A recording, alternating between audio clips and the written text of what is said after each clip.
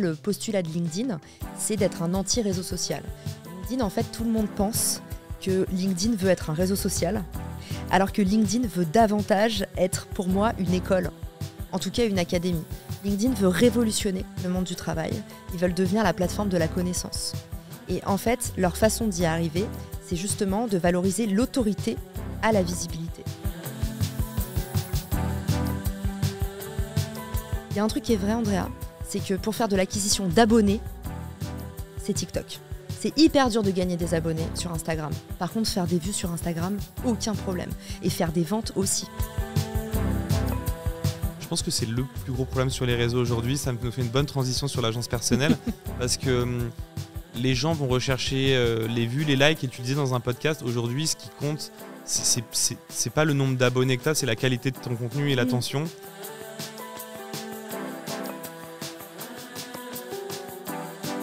Pour trouver ton unicité, ta zone de brillance, il faut que tu pèles les couches de l'oignon, que tu comprennes vraiment qu'est-ce qui te, c'est ce que tu vois, c'est pourquoi tu cours. Le why de Simon Sinek, on appelle ça comme on veut, mais en fait, qu'est-ce qui fait qu'aujourd'hui, tu es prêt à en chier plus que les autres? C'est quoi ton gros combat, ta lutte interne? Qu'est-ce que tu as envie de te prouver? Et si tu arrives à mettre le nez là-dessus, derrière, tu as juste à te dire, ok, comment je vais y arriver? Et puis derrière, tu as des objectifs, tu testes des formats et tu découvres au fur et à mesure. Salut Caro, comment ça va? Salut Andrea, ravie de te voir. Je t'avais rencontré sur Clubhouse. C'est la première fois que je te vois en mouvement. Je savais pas que tu mesurais 2 mètres. C'est vrai que j'allais te dire génération Clubhouse. Ouais. Je t'ai vu naître à la période Clubhouse. Alors, je t'invite juste à avancer un petit peu le micro. J'ai un peu peur pour le son. Allez. Tu connais les problématiques de podcast et on va en discuter. C'est vrai. Et je t'ai appelé Caro au début parce que j'ai l'impression que tout le monde t'appelle Caro. Est-ce que c'est comme ça ou j'aurais dû dire Caroline? Et en plus, tu as reçu Caro Jurado, donc je pense que ça t'a donné le réflexe de dire Caro, qui est une copine. C'est une copine à toi, Caroline Jurado? Ouais, exactement. Elle est vraiment sympa et elle est douée. Et moi, j'aime bien mettre dans mon podcast en avant des gens comme ça parce que, pour parler d'elle rapidement, sur le Web3, c'est un marché très masculin et il y a beaucoup de haters, alors qu'elle réussit mieux que 99,9% d'eux. Donc moi, ça me fait plaisir de mettre en lumière des gens comme ça, tu vois. Ben justement, on pourra parler de personal branding pendant l'épisode. Et ben, la marque personnelle de Caro, elle est assez, effectivement, assez disruptive, entre guillemets, même si on déteste ce mot de LinkedIn. Mais en tout cas, je pense qu'elle est arrivée sur le marché de la crypto avec un positionnement extrêmement pertinent pour l'époque, il y a 3 ans, quand elle s'est lancée. Et franchement, chapeau pour ce qu'elle fait, c'est clair. Et j'ai écouté votre épisode et je pense que c'est pour ça tu t'es habitué à dire Caro. Je me suis habitué au Caroline, au Caro. Mais non, je suis content de te recevoir. On va parler de plein de sujets ensemble. On est tous les deux passionnés du marketing, donc je pense que ça peut être cool. Je trouve qu'en termes de branding, tu es vraiment doué. Je t'ai repéré un petit peu sur cette partie-là, c'est-à-dire ta capacité à comprendre un petit peu les enjeux d'une marque, un brief et y répondre. On en parlera avec l'agence personnelle que tu as lancée. Est-ce que tu pourrais nous présenter ton parcours rapidement avant d'enclencher sur ton parcours professionnel ? Parcours atypique, comme on aime bien dire en France, c'est-à-dire, moi je me suis pas mal baladée, j'ai fait 3 lycées. Après, quand je suis passée en études supérieures, je me suis aussi pas mal baladée. Je voulais faire de la psychosociologie, passionnée de psychologie. C'est ça qui m'a amenée finalement vers le marketing, puisque j'ai fait mon stage de fin d'études à New York et qu'il a fallu rapidement en fait trouver un job qui payait suffisamment pour pouvoir rentabiliser une vie à New York. Et du coup, je suis arrivée dans le digital marketing au moment, et ça nous rajeunit pas cette histoire, tu vois, au moment où il y a eu les premières fanpages, où il y avait l'essor du social media, où les marques se disaient mais peut-être qu'on devrait aller sur Facebook. Je me rappelle très bien les fanpages Facebook, c'est le début ça, des réseaux sociaux. Ouais. Et du coup, à ce moment-là, j'ai 21 ans et je fais mon stage de fin d'études, clôture de master à New York. Et en fait, je suis restée 8 ans, non pas en stage, mais du coup 8 ans à New York où j'ai enchaîné les jobs. Et c'est là où j'ai découvert le growth marketing, ce qui là-bas est en fait le schéma habituel, notre façon habituelle de faire du marketing, et ce qui en France vient tout juste d'arriver avec le bon jet lag qu'on a tout le temps. Mais tu as raison, mais le growth marketing, c'est, je trouve qu'il y a peu de monde qui maîtrise bien comment on appelle ça, ce métier, cet exercice. Il y a toi, il y en a un que j'aime bien, Kevin Dufresne peut-être, tu vois. Ouais, Benoît Dubos. Il est doué. Ouais. Benoît Dubos, j'allais en parler aussi, mais ça se compte un peu. Enfin, je dirais qu'il y en a une dizaine max en France, tu vois, de vraiment doués. On est un peu des hackers quand on tente des choses. Et c'est vrai que c'est une discipline qui doit être bien répandue aux États-Unis. Et très masculine, tu vois, aussi en France. Et je pense qu'il y a eu, en tout cas, il y a un effet de mythe autour du growth là qui arrive. Parce que si tu veux, les profils growth, c'est ceux qui se sont nourris de contenu anglophone et qui se sont très vite en fait formés sur le sujet. Donc ça a été les premiers growth en France. Et derrière, il y a eu plein d'écoles, les fameuses formations Crédit CPF, tout ça, qui sont arrivées pour former les gens en growth. Et c'est comme ça qu'on a vu arriver des profils growth junior, ce qui n'est pas censé exister. Parce qu'en fait, pour être un bon growth, justement, c'est maîtriser tous les leviers. C'est un peu médecin généraliste / médecin spécialiste. Et ben, le growth, c'est un généraliste et le marketeur normal, c'est un spécialiste. Donc, tu dois pouvoir maîtriser un peu individuellement, comprendre un petit peu toutes les disciplines pour pouvoir en fait te positionner quand tu reçois ton brief. Et du coup, c'est un peu du bullshit de dire, par exemple, je suis alternant growth manager. Tu vois, ça. En tout cas, effectivement, le métier a un petit peu évolué et a un peu été bullshité. Après, tu disais qu'il y avait la culture anglophone, mais je trouve que c'est aussi un état d'esprit. Il y a un côté un peu geek, un peu hacker, un peu une manière de se dire comment je peux détourner une chose. Il y a un peu, je trouve que c'est une certaine forme. Les grosses hackers sont souvent un petit peu ont une certaine forme d'intelligence. C'est-à-dire que quand ils reçoivent un message, plutôt que de le prendre pour acquis directement, on va le remettre en question instantanément. En fait, j'ai l'impression que même dans l'avion, on est un peu comme ça. Je sais pas si on est un peu fou ou pas, mais en fait, il y a aucune vérité pour nous tant qu'on l'a pas passé dans notre outil de screening, on va dire. Je trouve que c'est une manière de faire. Donc, quand on nous dit, par exemple, je te dis une connerie, sur LinkedIn, hein, on va en parler après, c'est le nombre de likes qui marche. Nous, on va faire nos propres études. On nous dit ça, mais peut-être que c'est autre chose. Et on va se rendre compte qu'en fait, c'est peut-être le temps d'attention ou d'autres choses. Super intéressant le côté gros hacking. Est-ce que tu peux... C'est quoi Qu'est-ce qui s'est passé pendant la génération Clubhouse? J'ai pas compris. Génération Clubhouse, le coup de vieux que tu nous mets. Je comprends pas. Mais ouais, mais en fait, j'ai l'impression que personne n'existait avant génération Clubhouse. Et il y a eu Clubhouse et maintenant, on est limite ceux qui existent le plus. Enfin, tu vois, il y a eu un avant et un après. Je pense à toi, je pense à Harold Gardas, Anthony Bourbon, mine de rien. Il a vraiment pris une ascension depuis ce moment-là. Qui a d'autres de ce moment-là? Je sais qu'il y avait du monde, mais... Oui, pour moi, ils étaient déjà tous implémentés. Il y avait Louis Marty de Merci Andy. Pour moi, il y avait les mecs aussi de Lucky Day, le podcast, qui sont hyper sympas aussi. Lucky Day aussi. Je pense, en fait... Moi, j'étais déjà sur LinkedIn à ce moment-là, mais LinkedIn n'avait pas du tout la hype que ça aujourd'hui. À l'époque, c'était un peu la loose d'être sur LinkedIn. C'était un peu l'équivalent d'être mannequin-pied. C'est en fait, t'es influenceur, mais t'es pas vraiment fancy. T'es un peu le bas du panier. Et du coup, quand je me suis lancée sur Clubhouse, moi, j'ai eu la sensation qu'en fait, Clubhouse, c'était un peu le réseau sans filtre qui finalement mettait vraiment en valeur l'expertise sans phare. C'est-à-dire qu'avant, sur LinkedIn, tu avais des équipes de com. Finalement, tu as moyen d'avoir une marque personnelle bien orchestrée sans toi avoir un vrai savoir-faire, tu vois, avoir juste le côté faire savoir. Et je trouve que sur Clubhouse, comme c'est un média, pour ceux qui nous écoutent, qui ne connaissent pas, qui était basé sur l'instantanéité, donc tu rentres dans une room, donc dans une chambre audio, et c'est un espace virtuel où tout le monde a le droit de prendre la parole.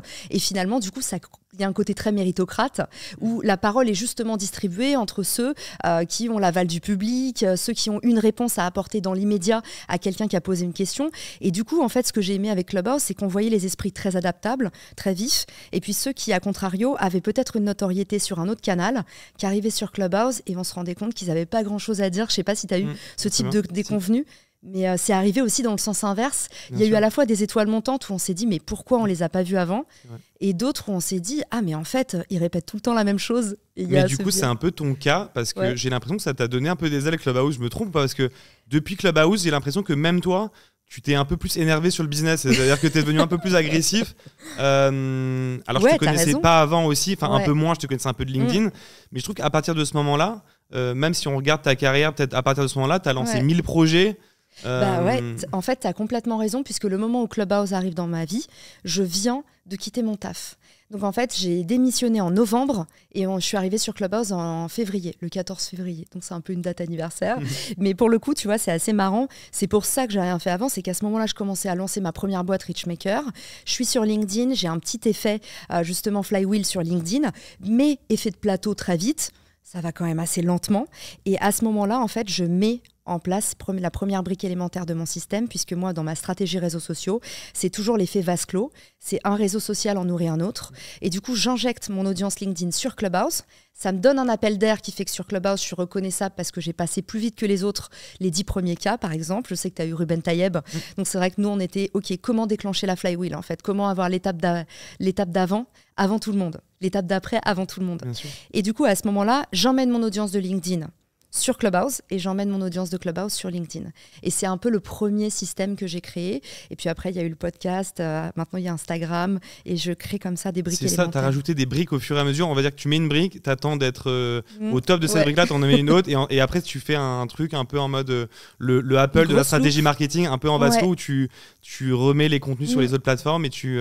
J'ai rien inventé, hein. C'est vraiment une growth loop, une boucle de croissance. Ouais, mais étonnamment, on en parlera peut-être après, mais par exemple, tu es arrivé sur Instagram très récemment et je t'ai vu exploser, alors que c'est un des réseaux sur lesquels c'est le plus dur maintenant, parce que les gens likent plus, les gens commentent plus. J'ai l'impression que c'est un réseau un peu mort, c'est-à-dire que c'est un réseau où, en gros, par exemple, tu le vois sur la vidéo, tu vas faire genre 100 000 vues et tu vas avoir genre 100 likes et un commentaire. Enfin, en fait, tu vois, c'est un réseau de voyeurs un peu, c'est-à-dire que les gens regardent, mais n'interagissent pas par rapport à un LinkedIn, je trouve, où quand même il y a plus d'interaction. Mais c'est récompensé. En fait, l'engagement silencieux est récompensé, c'est-à-dire les sauvegardes, c'est-à-dire le temps passé sur le poste.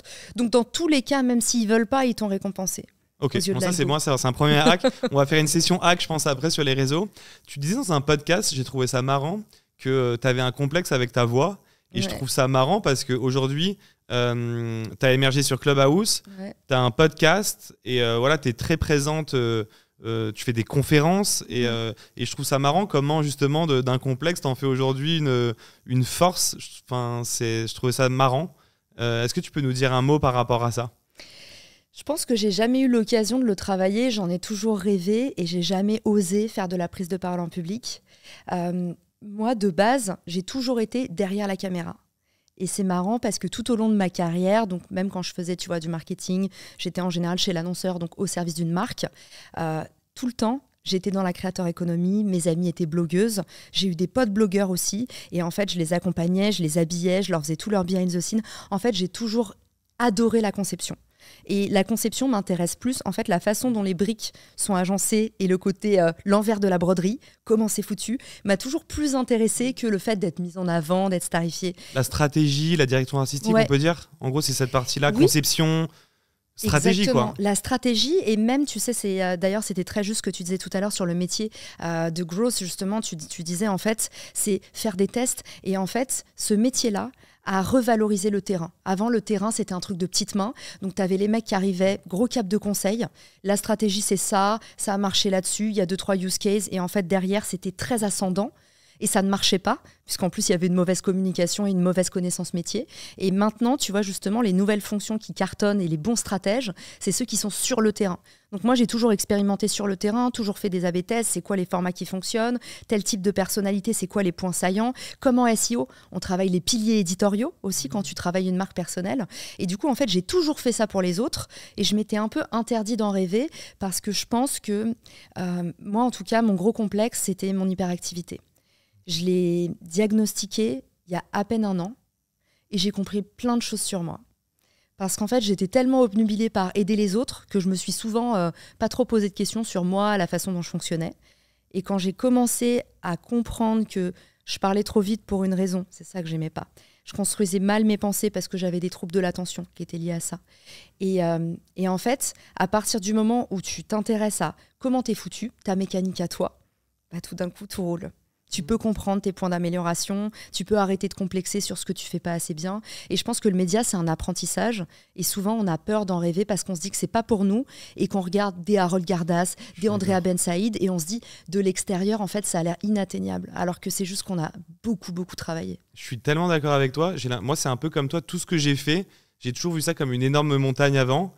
Et toujours, quand je me mets à le faire pendant quelques temps et que je regarde en arrière, je me dis, putain, mais une fois que tu le fais, c'est facile en fait. Et il y a un truc, je trouve que c'est je sais pas comment on peut appeler ça, peut-être la neuroplasticité du cerveau, où en gros, en fait, à partir du moment où tu fais quelque chose, tu t'y habitues et ça devient facile. Mais c'est vrai qu'avant, par exemple, moi, il y a 10 ans, tu m'aurais dit que je lancerais un podcast, c'est impossible, genre vraiment impossible. Je sais pas, moi, j'étais un peu comme toi, j'ai toujours travaillé un petit peu dans l'ombre. Ma boîte, je la voyais toujours, comment dire, je me voyais pas avoir une telle exposition, mais en même temps, je me suis adapté au marché. Je me suis mis à fond sur LinkedIn parce que ça m'a amené des clients. Et aujourd'hui, on est un petit peu dans l'ère du personal branding, on va en parler. Et donc, il faut aussi savoir aller là où on ne pensait pas. Exactement. En s'adaptant, c'est un peu le gros hacking aussi. Tu testes un truc, ça marche et tu l'exploites à fond.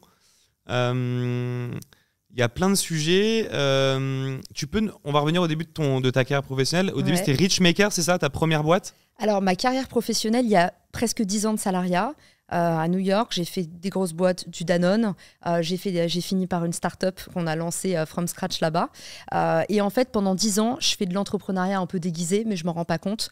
Mais du coup, les marques françaises, j'accompagne des marques françaises qui se lancent sur le marché US en ayant tous les clichés de la boîte française qui dit en fait faites pareil qu'en France mais pour les US, sauf que c'est pas du tout, tu le sais, les mêmes coûts d'acquisition, c'est pas la même profondeur de marché et du coup c'est pas les mêmes goûts non plus, donc assez intéressant et en fait quand j'arrive dans le milieu de l'entrepreneuriat, je me dis mais en fait c'est ce que j'ai toujours fait, c'est-à-dire qu'aujourd'hui pour moi le marketing et l'entrepreneuriat, il y a des énormes similitudes, c'est un peu connecter un besoin du marché à une offre qui est pertinente à un instant T, à un momentum.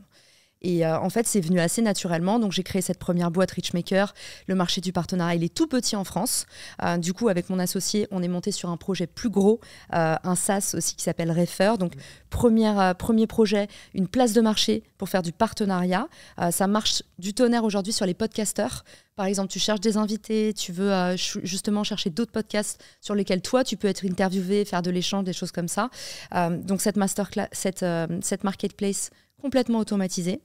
Donc, c'est plus du networking du coup, c'est-à-dire que tu vas aussi mettre en relation les bonnes personnes avec les... Oui, c'est ça. En fait, je remets un peu l'intelligence data dans le partenariat, là où il y a beaucoup dans le partenariat de pifomètre, en mode « Oh, j'ai rencontré un tel, il est trop sympa, faut qu'on fasse un truc ». Et ça marche jamais. En fait, il y a de bout en bout, il n'y a pas d'objectif, il n'y a pas d'adéquation d'audience, il n'y a pas de similitude marché parfois. Donc en fait, ce que fait Richmaker, c'est OK, ton audience, elle est là, tes canaux, c'est ça, qui tu devrais rencontrer, à qui tu devrais parler et qu'est-ce que tu peux mettre en place. C'est marrant parce que ce projet-là, je l'ai toujours trouvé très bon en regardant de loin, mais j'ai toujours le sentiment que tu étais grave en avance sur le marché. Oui. C'est-à-dire que j'ai l'impression que le marché n'est pas encore assez mature sur ça. Mais genre limite, tu as peut-être 5 ans d'avance. C'est que je pense que c'est un super projet. Et toi, tu as un time to market en mode avant que les gens commencent justement à justement prendre des décisions sur justement plus de la data ou de la tech ou des choses comme ça. Il y a encore un petit peu de temps, même s'il y a l'ère de la data est quand même en train d'arriver.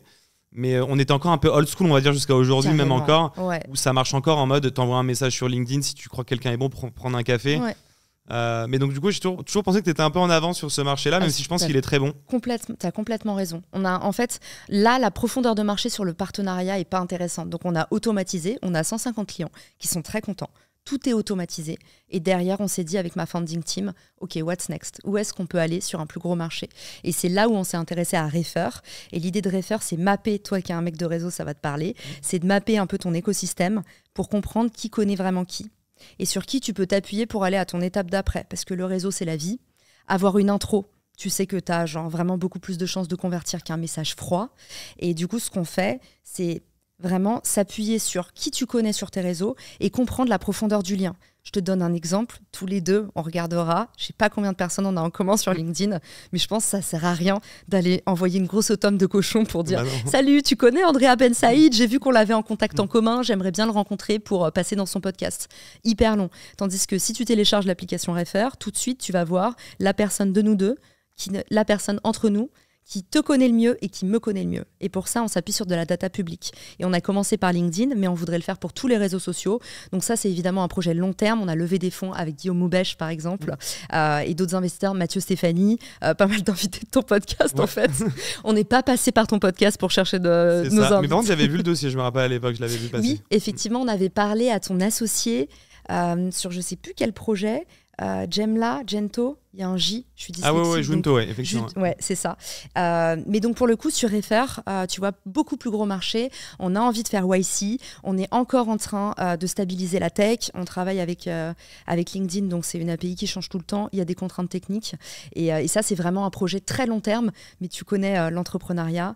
Tu as des objets vraiment très opportunistes, un peu objets brillants. Tout de suite, ça fonctionne. Mais tu sais que tu peux pas trop le scaler ou en tout cas compliqué. Et d'autres projets plus long terme. J'étais avec un VC ce matin qui s'appelle Arnaud, ça s'appelle OVNI sa boîte, et il m'a montré un logiciel où en gros, je sais pas vraiment comment ça fonctionne, mais en gros tu plugs l'outil et ça te permet de savoir si deux personnes ont déjà échangé un email ou pas. Génial. Et du coup par rapport à ton projet, je me dis, Parce que justement, sur LinkedIn, tu peux être connecté par exemple à 100 000 personnes, mais ne pas tous les connaître. Carrément. Or, par contre, si tu as déjà envoyé genre 2-3 emails, c'est que logiquement, tu le connais un peu. Ça me fait penser à ça, ce que tu viens ton Refer, ça me fait un peu penser à ça parce Carrément. que donc justement j'aimerais comprendre comment fonctionne Refer. Est-ce que ça permet de savoir quel est le réseau grâce à LinkedIn, mais tu peux aussi voir par exemple si les personnes se sont déjà envoyé des messages sur LinkedIn ou pas par exemple? Exactement. Alors sur LinkedIn, on n'est que sur de la donnée publique. On va mettre dans pas longtemps Gmail, on veut mettre Instagram. L'idée, c'est de pouvoir faire un peu un réseau des réseaux, où on comprend en fait comment est-ce que tu peux avoir des nouvelles opportunités. Évidemment, nous, notre cible, c'est les entreprises, particulièrement les directeurs commerciaux, et s'appuyer sur ce qu'on appelle le OPN dans le jargon. Je vais tout de suite expliciter, ça s'appelle Other People Network. Et l'idée, c'est, OK, maintenant ta force commerciale, il y a un effet de plateau. C'est difficile d'aller chercher des nouveaux leads, c'est difficile, la prospection à froid. Comment est-ce que je peux m'appuyer sur le réseau de tous mes employés, donc on facture au siège, pour pouvoir justement avoir des introductions chaudes. C'est toujours mal traduit, mais warm intro en anglais. Et du coup, nous, on se plug particulièrement sur LinkedIn. Et sur LinkedIn, on analyse la data publique. Et on a créé un algo propriétaire, donc qui est codé par nous, qui va définir par exemple Caroline et Andrea, ils ont échangé ensemble X nombre de fois. Le lien, il est plutôt chaud. Andrea, il commente Caroline. Caroline, elle commente Andrea en retour. Il y a moyen qu'il y ait une interaction. Et c'est ça qu'on va calculer pour créer un score de légitimité qui fait que, voilà, tu as compris. Donc les données publiques, ça va être les likes, les commentaires, ça, mais vous n'avez pas encore accès si on a déjà échangé des messages, par exemple, sur la messagerie privée. Ça, LinkedIn ne permet pas de le savoir, non c'est privé. Mais effectivement, c'est sûr que si tu as liké qu'une fois un post ou que tu en as liké 100 et 100 commentaires, c'est la légitimité. Et tu as aussi d'autres métriques. Après, je ne vais pas t'ennuyer parce que tu connais les systèmes d'algorithmes. Il y a plein de critères granuleux qu'on pondère. Mais en gros, tu vas avoir aussi, vous faites partie du même club d'investissement, vous avez fait la même école. Et ça, on est capable de le voir aussi dans la donnée publique. Les groupes, également, les groupes que tu partages sur LinkedIn. Donc, il n'y a pas que les interactions. Pour finir de te répondre sur le sujet, il y a aussi ton architecture de vie, donc les boîtes que tu as traversées, les formations que tu as passées, ce genre de choses. Trop bien. Et est-ce qu'il y a donc du coup il y a une logique sales derrière, plus le score de légitimité est fort, plus l'intro sera bonne au moment de la faire. Donc c'est vraiment un outil sales. Ouais, avec la petite intro et le petit icebreaker. En fait, aujourd'hui, nous, on est persuadés que comme les accroches pour un poste, le temps d'attention, il se réduit tellement que vraiment le gros enjeu aujourd'hui pour les sales, en tout cas dans le messaging, c'est vraiment le icebreaker. Et tu vois, Guillaume Houbèche de l'Amlist, il a dû te le dire. Mais en tout cas, c'est vraiment le icebreaker. Aujourd'hui, c'est là où la plupart des commerciaux sont pas assez bons, malheureusement. Et du coup, l'email part à la poubelle direct. Je pense que le projet est vraiment en lien avec l'Amlist, quoi. Enfin, c'est notre invest. C'est dans la même typologie, quoi. Enfin, c'est pas pour rien. C'est pas pour rien. C'est pas pour rien, quoi. Ok. Ok, donc Refer, j'essaie de lister toutes les bonnes. Donc Richmaker, Refer. Maintenant, c'est agence personnelle. Ouais, avant ça, il y a eu mon studio qui s'appelle. Du coup, j'ai créé une première boîte où en fait j'ai lancé un studio de production pour pouvoir faire mes contenus et les contenus des autres. Donc ça s'appelle The Square. Et sur cette boîte, je fais beaucoup d'influence de plus en plus. Donc je travaille avec des grosses boîtes, particulièrement Logitech, Adobe, HubSpot, les sponsors de mon podcast. En fait, je leur permets un peu d'accéder à une content factory. Et l'idée, c'est à chaque fois qu'ils ont des nouvelles features produits, moi, j'ai un studio clé en main, un peu comme toi ici, où je peux leur dire, OK, qu'est-ce que tu veux commander? Tu veux un Reels? Comment est-ce que, tu vois, Logitech me dit, on a une nouveauté, une nouvelle webcam. Et je suis capable derrière de à la fois stratégiser, donc comment est-ce que je vais amplifier votre lancement, mais aussi de pouvoir l'opérer. Et c'est là où, en général, tu vois, dans l'influence, en tout cas, il y a un goulot d'étranglement sur les marques. Soit elles parlent à des très bons stratèges, et derrière, elles sont déçues par l'opérationnel. Soit elles parlent à des bons opérationnels, et elles se disent « Ah, j'ai pas eu de reporting, il n'y a pas de relation client, il n'y a pas de brief précis. » Et du coup, j'essaye de connecter tout ça. Et c'est génial, ça, je connaissais pas cette boîte. Tu l'as pas mis sur ton LinkedIn, si? C'est normal. J'ai regardé ton LinkedIn avant et je l'ai pas vu. Elle est juste sur Papers, mais de base, j'étais pas censée lancer agence personnelle. Pour moi, c'était agence personnelle, ça. Mais en fait, non, ça, c'est une content factory, donc pour les marques. Ouais. Pour leur créer des contenus, donc plutôt comme vidéo. Ça, c'est mon activité. Tu vois, souvent, on me dit « Ah, t'es solopreneur ». Parce que les gens voient beaucoup mon activité, en fait, influence. Je fais des conférences. Je travaille avec... je vais aller couvrir, par exemple, le Adobe Summit à Vegas, la Inbound de HubSpot à Boston. Donc, je fais beaucoup de contenu avec des grosses marques, particulièrement des acteurs tech. Ouais, mais ça, c'est des conférences... Pas forcément. Par exemple, on va partir caméra... on va faire un format vlog. Tu vois, c'est du content factory, en Ok, fait. d'accord. Et alors, donc, du coup, une marque, on prend Logitech, c'est un bon exemple. Ouais. Elle a besoin de réaliser du contenu par rapport à un nouveau produit. Et toi, tu vas faire toute la conception, la stratégie autour de ça. Exactement. Ok. Ils me contactent et ils me disent Caro, on a ça qui sort, qu'est-ce que tu nous proposes? Tu vois, là, par exemple, il y a un agent qui m'a contacté pour une campagne avec Ikea Pro. Ils m'ont dit oui, on serait intéressé par du podcast. Je leur ai dit les gars, non, pas du podcast pour Ikea Pro. Ce que je peux faire, c'est de monter une OP là-dessus. Voilà ce que j'ai déjà testé qui fonctionne. J'ai fait une OP avec Homeword où on avait remeublé mon studio. Et du coup, je vais leur proposer des formats, ce qui permet aux marques d'avoir un vrai accompagnement. Je suis pas juste une influe où tu m'envoies le truc. Je vais te dire placement produit, tu vois. Je les accompagne parce que j'ai fait 10 ans d'influence. Donc, quand tu parles d'influence, en fait, c'est pas l'influence basique que tu es où une marque vient, te paye pour un poste. Toi, tu vends toute une Non, stratégie édito. En fait. Pour moi et pour eux. Tu vois ce que donc je veux tu dire. postes aussi sur tes réseaux et eux se Oui. servent de ton contenu pour le poster sur leur aussi. Ouais, exactement. Et donc c'est, on peut dire influenceuse B2B peut-être plus que non pas B2B. Je suis bête. Logitech c'est pour des consommateurs Oui, donc tout type franchement, de marque quoi. Ouais, en tout cas, ce qui est important pour moi, c'est l'écosystème tech. Ça, c'est vrai que tu vois, j'avais été contactée pour une campagne Emma, les matelas. Non. Enfin, il y a plein de choses C'est en marrant, fait. on t'a contacté pour des marques comme ça. Ouais, je travaille de plus en plus avec des marques de mode. Tu vois, Comment elles te Bompard. contactent ces marques-là? Comment ça fonctionne? Aujourd'hui, 100% du réseau. Bompard, c'est une activation. Ils vont m'inviter pour une soirée privée, lancement de collection avec une copine. Et du coup, j'y vais. Je m'entends bien avec la directrice de création. Elle va commencer par me faire un petit gifting. Après, je vais lui dire, mais en fait, moi, j'ai une agence de talent, agence personnelle, où on habille des CEO et on les met à l'image et les vidéos font des millions de vues. Faisons un truc ensemble. Donc, tu vois, je travaille avec 17h10. On a un partenariat avec Oh My Cream, du skincare. Donc, tu dis quel rapport? Mais en fait, moi, je mets des gens à l'image. Donc, je veux que des nanas qui passent à l'agence personnelle, le projet dont on parlera après. Mais du coup, je loue le studio The Square à l'agence personnelle, au final. Tu vois, c'est une permaculture d'entreprise, en fait. Les partenariats avec des marques. Tout est lié au final. Oui. Sinon, je m'en sortirais pas. Et c'est ce que j'ai envie de créer, en fait. Mais en fait, je trouve ça génial, cette partie-là. J'avais pas découvert cette partie-là quand je te suivais un petit peu sur les réseaux. Tu vois, tu l'avais même pas mis sur ton LinkedIn, mais en final, c'est la partie sûrement la plus complexe que tu exerces aujourd'hui, parce que faire de la stratégie pour une boîte de contenu, on sait que c'est ce qu'il y a de plus dur, mais c'est pour ça que c'est ce que je dis aussi au début du podcast. Je trouve que ton talent, c'est le côté branding. Tu es forte pour identifier, je sais pas, un persona ou tu vois, savoir, par exemple, toi, voilà comment il faut que tu communiques, le ton, etc. C'est vraiment ton truc, j'ai l'impression. Tout est dans le positionnement. Et en fait, pour avoir fait 10 ans de positionnement sur la marque, quand j'ai commencé à bosser sur des marques personnelles, c'est exactement le même exercice. Et c'est justement le thème de mon livre, c'est que je me suis dit, aujourd'hui, comment est-ce que je peux aider les gens sur la partie personal branding, là où les gens voient la partie créer du contenu, moi je vois vraiment la partie se positionner en fait. Et souvent les gens qui ont du mal avec la marque personnelle, c'est-à-dire leur contenu marche pas, leur produit vend pas, ils ont un problème de positionnement. Ils n'ont pas un problème de format, ils n'ont pas un problème d'image, ils ont un problème marketing, de positionnement. Je pense que c'est le plus gros problème sur les réseaux aujourd'hui. Ça nous fait une bonne transition sur l'agence personnelle parce que les gens vont rechercher les vues, les likes, et tu le disais dans un podcast, aujourd'hui ce qui compte, c'est pas le nombre d'abonnés que tu as, c'est la qualité de ton contenu et l'attention. Donc l'agence personnelle tombe à pic. Est-ce que tu peux nous raconter un petit peu comment ça fonctionne? Voilà, si moi je viens pour travailler, je suis client pour l'agence personnelle, qu'est-ce que tu vas faire pour dérouler le plan en gros? Alors aujourd'hui, là où il y a un vrai appel du marché, et tu vois, c'est là où toutes les boîtes sont reliées, quand je fais par exemple des conférences en entreprise, la plupart du temps, c'est Employee Advocacy ou CEO Branding. Je m'explique. Employee Advocacy, c'est pousser tes collaborateurs à devenir finalement des canaux pour ta marque. C'est ce que tu as très bien fait avec Eskimos.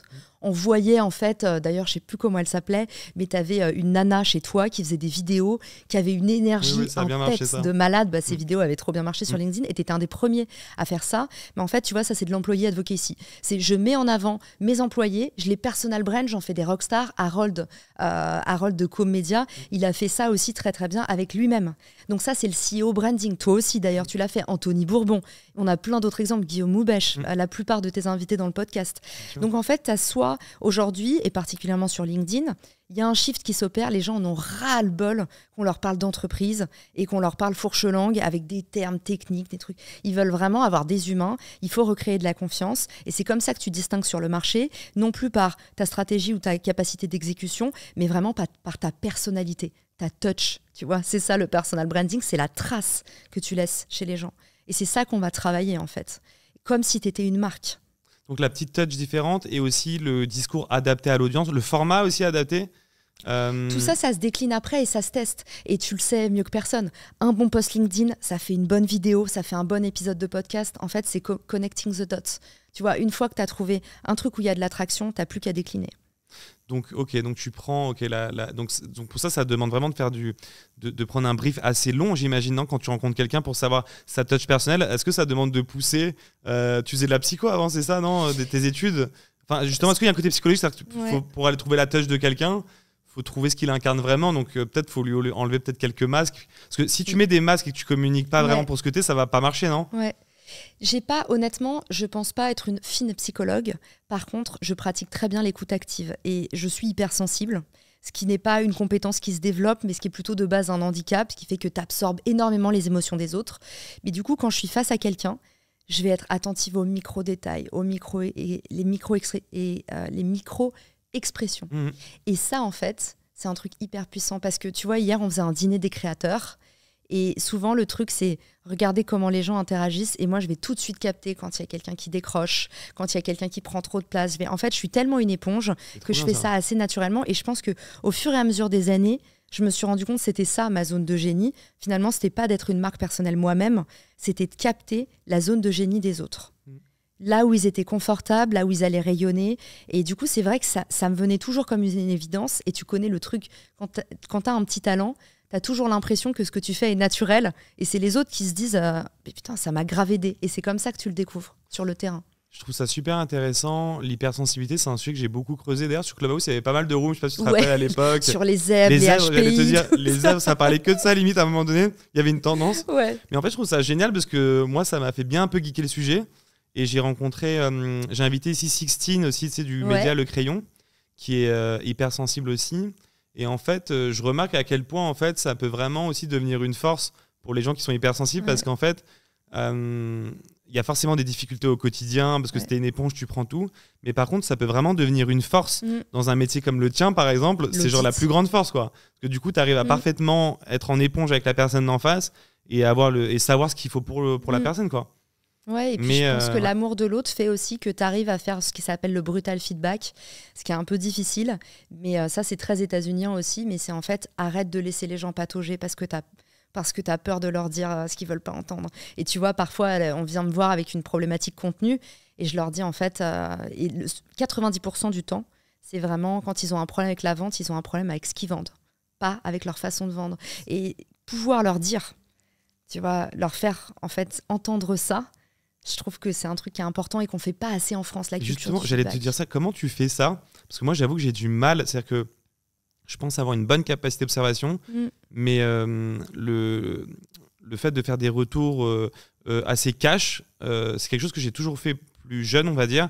Mais j'ai pu peut-être froisser des gens dans mon parcours. Et c'est vrai qu'aujourd'hui, du coup, j'ai pris une autre variante qui va être de faire plus attention. Peut-être lèche-bot. Bah, je sais pas. Non, mais je veux faire gaffe, tu vois. Je veux pas non T'as plus. raison. Parce que j'ai aussi conscience de la puissance des mots, tu vois. Et donc, je pense que c'est là où ça doit être difficile pour toi dans ton métier. Ça doit être difficile de dire à des gens des choses qu'on n'a pas forcément toujours aussi envie d'entendre. Comment tu arrives à gérer ça? Moi, j'ai du mal. Moi, j'ai du mal honnêtement à faire ça à quelqu'un dans le sens où je sais que ça peut potentiellement faire du mal, donc un peu la flemme, quoi. C'est exactement ce que tu dis. C'est en fait, on sait que ça peut faire du mal, donc on ne le fait pas. Mais parce qu'en fait, on assimile vérité avec souffrance. Et déjà, quand on part comme ça, c'est foutu. Parce que c'est les intentions que tu vas mettre dans ta phrase où on va sentir que tu es stressé, que tu vas contourner, tu vas faire le compliment sandwich. C'est bien, mais... Et en fait, à partir du moment où tu fais une remarque constructive pleine d'amour, il n'y a aucune raison que ça se passe mal. Et en fait, l'avantage du brutal feedback, c'est brutal, mais c'est un truc dans lequel tu mets des intentions d'amour. C'est-à-dire que la première étape pour moi, c'est l'écoute active.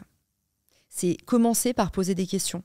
Comprendre le référentiel de l'autre. Et après, je me mets... Mais c'est ce que font, je pense, les coachs. J'ai jamais fait d'école de coaching, mais je pense que c'est ça qu'on leur apprend.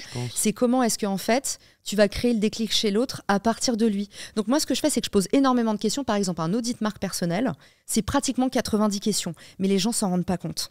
Et c'est comme dans mon podcast, souvent les gens se rendent pas compte. Depuis 360 épisodes, je pose les mêmes questions à mes invités. Et quand les gens viennent dans mon podcast, ils me disent « Putain, Je l'écoute tout le temps, c'est les mêmes questions. En fait, on ne se rend pas compte, mais c'est comme un peu un test de pureté. Je pose des questions, et au bout d'un moment, c'est le moment des contradictions. Alors, tu m'as dit ça et tout, mais alors du coup, comment, par rapport à ce dont tu as envie, tu m'as dit, par exemple, que tu avais peur de ça, et à côté de ça, tu voudrais faire ça. Pour toi, comment est-ce que ce serait possible ? Ah bah ouais, non, c'est pas possible. D'accord, qu'est-ce qu'il faudrait faire ? Et en fait, c'est eux qui font le taf. Moi, le brutal feedback, c'est à ton avis. Tu vois, c'est en fait, je pose une question, et surtout quand je leur dis un truc qui est pas agréable, je leur donne toujours une solution. C'est la différence entre une critique gratuite et un honest feedback, ou je sais pas comment on pourrait dire, mais tu vois, le terme critique, il est hyper péjoratif. Mais en fait, c'est plein d'amour. C'est ok, là j'ai remarqué, tes photos, ça va pas. J'ai un super photographe, viens, on prend rendez-vous ensemble, je serai là si tu as besoin. Tu vois, toujours être dans ce truc d'amour et d'accompagnement. Donc le hack pour toi, pour percer sur les réseaux, c'est vraiment de se trouver soi, enfin d'incarner vraiment ce qu'on est. C'est pour toi le hack numéro 1 pour réussir sur les réseaux, ou il y en a d'autres ? La personnalité, et en fait, j'ai l'impression qu'aujourd'hui, le problème de la marque personnelle, c'est que tout le monde a envie d'avoir des résultats extraordinaires en faisant des choses ordinaires. Et du coup, tout le monde regarde ce que fait le voisin et fait pareil, un petit peu mieux ou un petit peu moins bien, au lieu de se dire, ok, qu'est-ce que j'ai vraiment d'unique ? C'est comme un oignon, enlever toutes les couches. Qu'est-ce que j'ai vraiment à l'intérieur de moi ? C'est quoi, tu vois, j'adore ce livre de Mark Ronson, L'art subtil de s'en foutre, qui dit « Pourquoi t'es prêt à en chier plus que les autres ?» Tu vois, genre, c'est la zone de brillance, un peu ça, non ? Quand en général, c'est-à-dire que t'es prêt à en chier plus que les autres parce que pour toi c'est facile, c'est ta nature. Non, on appelle ça la zone de génie. Ouais. Où en gros, par exemple, je crois que c'était Tiger Woods, en gros, qui reste par exemple 15 heures sur un terrain, qui rentre et qu'il a encore de l'énergie. En fait, tu produis de l'énergie dans ta zone de brillance. Et un autre mec qui n'est pas dans sa zone de brillance, qui reste 15 heures sur le terrain, il rentre, il est lessivé pendant genre une semaine. Je pense qu'on peut découvrir sa zone de brillance aussi dans ce qu'on fait, dans ce qu'on est capable de faire au quotidien, en ayant plus d'énergie que les autres, tu vois. Faut trouver ton unicité, et pour trouver ton unicité, ta zone de brillance, il faut que tu pelles les couches de l'oignon, que tu comprennes vraiment qu'est-ce qui te donne, c'est ce que tu vois, c'est pourquoi tu cours, ou le why de Simon Sinek, on appelle ça comme on veut, mais en fait, qu'est-ce qui fait qu'aujourd'hui, tu es prêt à en chier plus que les autres ? C'est quoi ton gros combat, ta lutte interne ? Qu'est-ce que tu as envie de te prouver ? Et si tu arrives à mettre le nez là-dessus, derrière, tu as juste à te dire, ok, comment je vais y arriver ? Et puis derrière, tu as des objectifs, tu testes des formats et tu découvres au fur et à mesure. Mais j'allais te dire ça, après j'imagine qu'il y a des méthodes, c'est-à-dire qu'il y a des manières par exemple de prendre la vidéo. On sait par exemple que les vidéos, moi j'aime bien ce que vous faites sur l'agence personnelle, parce que je trouve qu'en termes de forme, vous avez tout compris. Il y a les bonnes couleurs au bon endroit, avec les bons néons. Donc il y a aussi la forme, tu vois, par exemple, les podcasts un peu plats en termes de couleurs. Ouais. Tu vois, même moi, j'ai des petites lumières violettes derrière nous deux. Ça passe bien, tu vois, en format Reels, par exemple. Donc, une fois que tu as compris ça, après, il faut aller avec les méthodes classiques, c'est-à-dire les bons formats sur les bons réseaux. Mais la base, tu dirais que c'est quoi ? 80% vraiment ton unicité, ta capacité à... Nous, la façon dont on travaille, c'est en général, on a ce qui s'appelle un audit de marque personnelle, c'est-à-dire, ok, on pèle l'oignon et on va chercher ton why. Qu'est-ce que tu as vraiment... En fait, une question toute bête qu'on se pose jamais et que je trouve hyper puissante, et en général, on a beaucoup de mal à me répondre. Je pose souvent la question, pourquoi tu as envie d'être connu ou reconnu ? Parce que souvent, les gens disent, non, je veux pas être connu. Pourquoi tu as envie d'être reconnu ? Quand tu arrives déjà à craquer cette question-là, en général, t'es pas très loin du cœur de l'oignon. Et souvent, en fait, les gens arrivent en me disant « mon objectif, c'est ça ». Et on s'en est rendu compte à l'agence personnelle. Ils arrivent avec typiquement un objectif de « ah, je veux faire beaucoup de vues ». Et derrière, ils vont nous dire « ah, mais en fait, je veux beaucoup d'abonnés ». On produit pas les mêmes vidéos sur un objectif d'acquisition que des vidéos sur un objectif de notoriété. Je te donne un exemple tout bête, très concret, comme ça tu vois. Si on veut aller chercher beaucoup de vues, on fait beaucoup évidemment ce qu'on appelle tofu. Top funnel. Et là, l'idée pour aller chercher beaucoup de vues, c'est de faire du newsjacking, c'est d'aller créer vraiment un maximum de conversations. Là où, si on a un objectif d'acquisition, il va falloir plutôt qu'on crée des rendez-vous. Donc là, c'est plutôt abonne-toi parce que tous les mercredis, je propose ce format. On va travailler des séries, des thématiques spéciales. Si on a un objectif de conversion, par exemple vendre, bah là, on va avoir du call to action. On va aller travailler des posts vraiment bottom funnel. C'est-à-dire, si tu as cette problématique-là, contacte-moi. Et du coup, c'est pour ça que c'est important d'aller chercher ce que le client il a à l'intérieur de lui, parce que souvent, il arrive avec un truc, un objectif qu'il est un peu lu sur le papier, et ben, quand tu grattes pas pendant le brief, tu te rends compte après avoir fait un plan 20 vidéos que le client il est pas content et tu dis mais en fait ça a cartonné, pourquoi? Donc nous on fait toujours avant. On préfère passer du temps à faire de l'audit pour bien comprendre, cerner le client. On lui crée sa stratégie éditoriale et derrière, on produit. Mais la vidéo, en fait, pour nous, c'est un moyen et pas une fin. C'est un moyen de faire rayonner ta marque personnelle parce qu'on a compris ce que tu voulais vraiment atteindre. Il y a des gens qui veulent être top voice, il y a des gens qui veulent doubler leur chiffre d'affaires, il y a des gens qui veulent avoir plus d'abonnés pour vendre de l'influence. Et en fait, tout ça, ça se travaille différemment dans l'opération. Pourquoi aujourd'hui la marque personnelle, c'est ça ma question, pourquoi la marque personnelle rayonne toujours autant aujourd'hui plus qu'avant, en tout cas parce qu'il y a 10 ans, par exemple, tu vois, à l'époque de nos parents, etc., on s'en foutait d'avoir une marque personnelle forte pour nos business. Pourquoi aujourd'hui c'est plus important qu'avant? Les réseaux sociaux. Les réseaux sociaux sont juste le futur d'Internet. Il y a plus de gens maintenant sur TikTok que sur Google. Je pense qu'il faut se poser les questions. Le SEO de demain, il est sur les réseaux sociaux. Donc ceux qui se posent encore la question, est-ce qu'il faut y être? Faut se réveiller, quoi. Ouais, ils sont en retard total, quoi. Mais ça me rappelle, tu sais, à l'époque où les marques se disaient même, est-ce que ça vaut le coup, selon toi, d'investir dans un site internet? Ou les premiers blogueurs qui se disaient, ah mais... Et en fait, c'est eux qui ont, derrière, sur l'effet longue traîne, c'est eux qui ont cassé le game du SEO parce qu'en fait, ils étaient arrivés avant. Et je pense qu'il y a un effet primo-arrivant comme sur Clubhouse, tu vois, pour reboucler. C'est les premiers arrivés, les premiers qui posent, comme dit Jean-Jacques Rousseau, le premier arrivé qui a posé la première pierre, la propriété, en fait, c'est lui qui, derrière, on a ramassé les fruits des années après. Et donc, il faut être sur les réseaux sociaux, il faut commencer maintenant et ça paiera demain. Mais honnêtement, les individus sont les nouveaux canaux, ça c'est clair. Pourquoi les gens, les entrepreneurs, du coup, veulent en général augmenter leur marque personnelle? C'est quoi les raisons principales en général? J'imagine que c'est pour générer plus de business, non?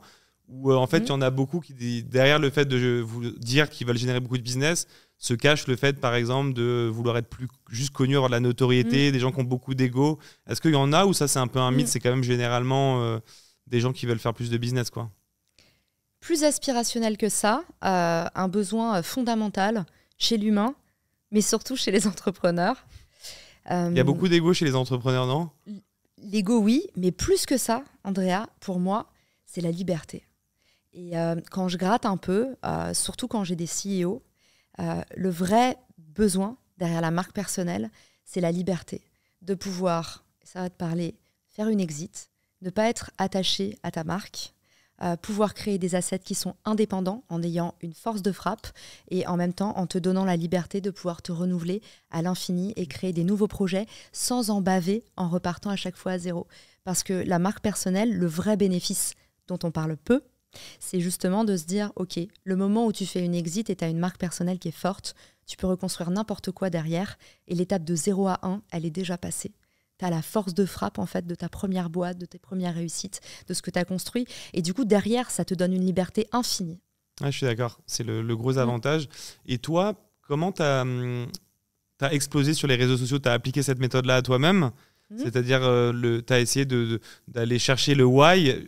Et c'est à ce moment-là que tu as explosé ou tu as réussi à exploser avant de répondre à ces questions? Parce que tu as dit tout à l'heure que tu avais remarqué il y a un an que tu avais un petit peu diagnostiqué que tu étais un peu hyperactive. Ouais. En quoi ça t'a aidé de déceler ça chez toi? J'ai compris plein de défauts que j'ai toujours attribués à mon incompétence. J'étais persuadée que j'avais des problèmes pour me concentrer parce que j'étais pas assez rigoureuse. J'étais persuadée que je parlais trop vite parce que j'étais pas assez posée, parce que j'arrivais pas suffisamment à travailler mon souffle. Et en fait, je me disais toujours, il y a un problème que j'arrive pas à craquer. À partir du moment où tu sais que tu es comme ça, tu apprends beaucoup plus à t'aimer. Parce que tu dis finalement, c'est pas ma faute. C'est pas moi qui suis incompétente. C'est pas moi qui n'ai pas bien compris. C'est pas moi qui n'ai pas bien appliqué. En fait, c'est mon capital de départ qui est différent. Donc en fait, tu compares pas, tu peux pas te comparer aux autres parce que c'est pas les mêmes assets, c'est pas les mêmes atouts. Et je pense que ça m'a beaucoup aidé à m'aimer et à me dire ok, c'est différent, mais j'y vais quand même. Et je pense que mon podcast a vraiment bien marché. Parce que je parlais à toute vitesse, parce que moi j'adore les points, les action items, j'appelle ça. Et c'est un truc très états-unien. Mais quand je suis rentrée en France, on me disait « Ah, mais tu travailles comme un soldat » parce que dès que je faisais un récap email, moi c'est 1, 2, 3, 4, bonjour, merci, au revoir, ce qui reste à faire c'est ça, Vanessa, t'es sur ça. Et c'est vrai que les gens trouvaient ça un peu militaire.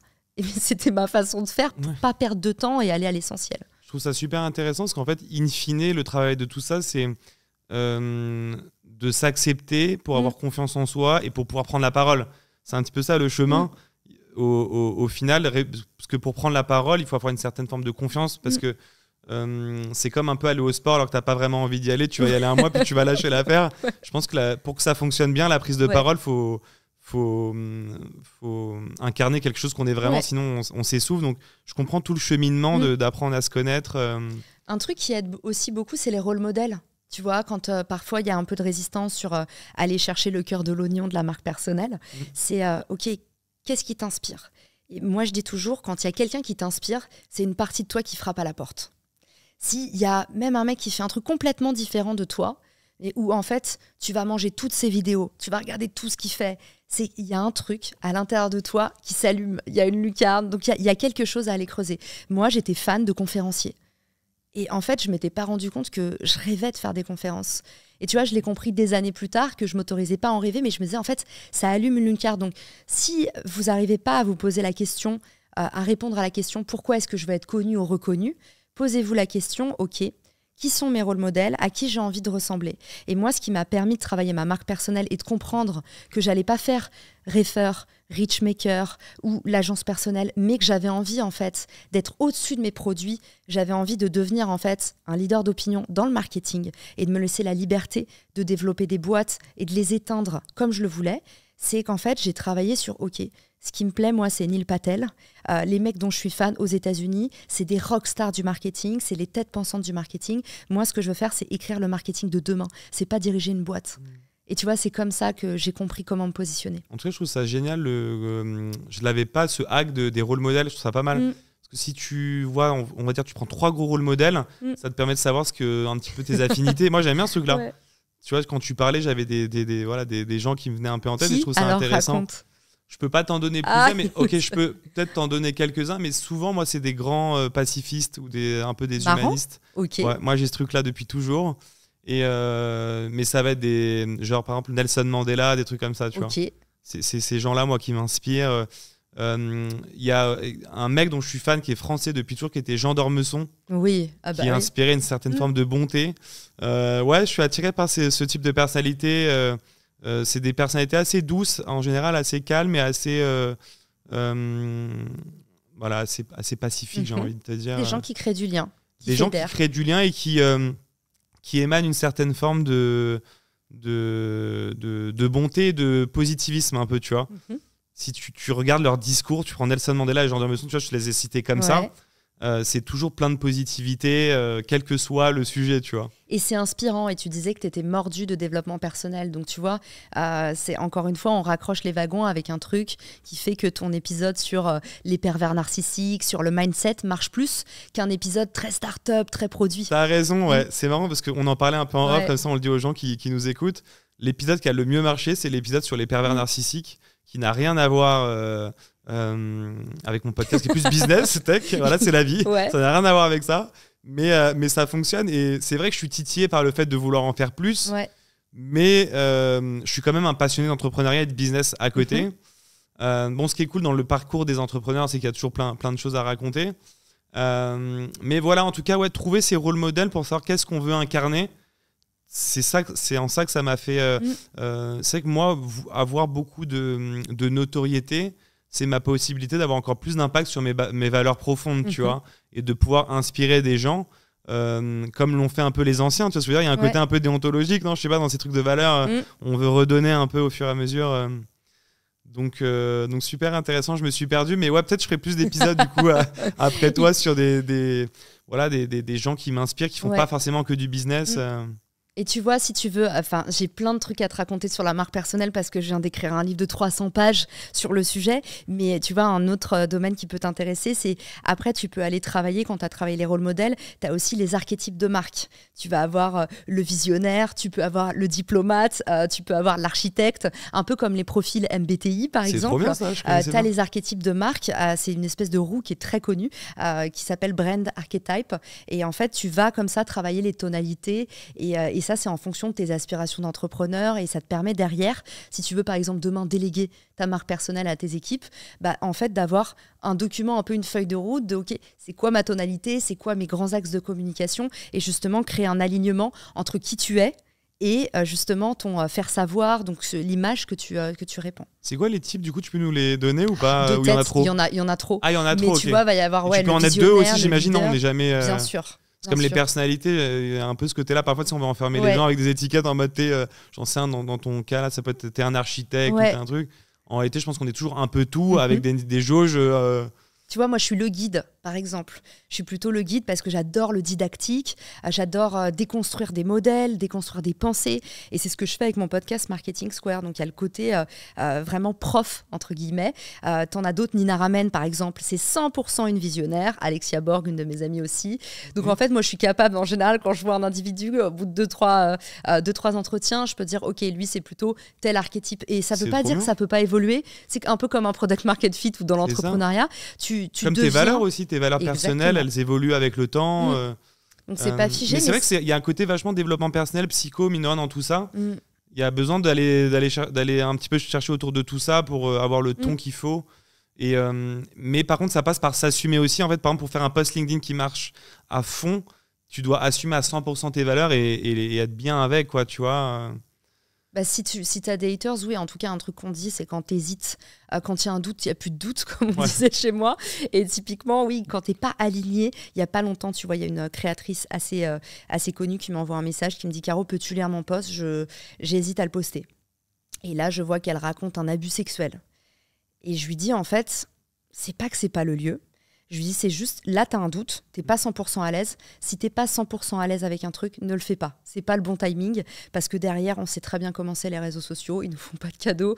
Et derrière, nous, les réseaux sociaux, c'est un instrument, c'est pas notre business. Donc, il faut toujours, enfin, moi, en tout cas, je protège mon essence, mes humeurs, mon envie de produire. Il faut faire attention à ça. Donc, c'est marrant, parce que moi, parfois, ça m'énerve d'avoir des doutes, justement, parce que vu que j'ai conscience de ça, tu vois, genre, je vais faire un post LinkedIn, j'ai un doute, j'appelle Tom, mon associé sur Eskimos, je lui dis, et en fait, pendant que je suis en train de lui parler, je suis en train de me dire, putain, mais c'est pas bon, quoi. Je suis en train de douter de. Faut que je m'assume, quoi. Il y a un côté. Faut toujours être à l'aise avec ce qu'on a envie de raconter, tu vois. Exactement. Mais justement, quand il y a un doute, du coup, ça m'est arrivé de pas y aller, du coup. Quand il y a un doute, il n'y a pas de doute. Bah moi, en tout cas, faut que ça se fasse naturellement, en mode, tu crois tellement qu'il n'y a pas de doute. C'est ça. Et surtout, tu es prêt à te prendre. T'es prêt à te prendre une rafale parce que c'est toi-même, donc t'en fous, en fait. Exactement. C'est ça.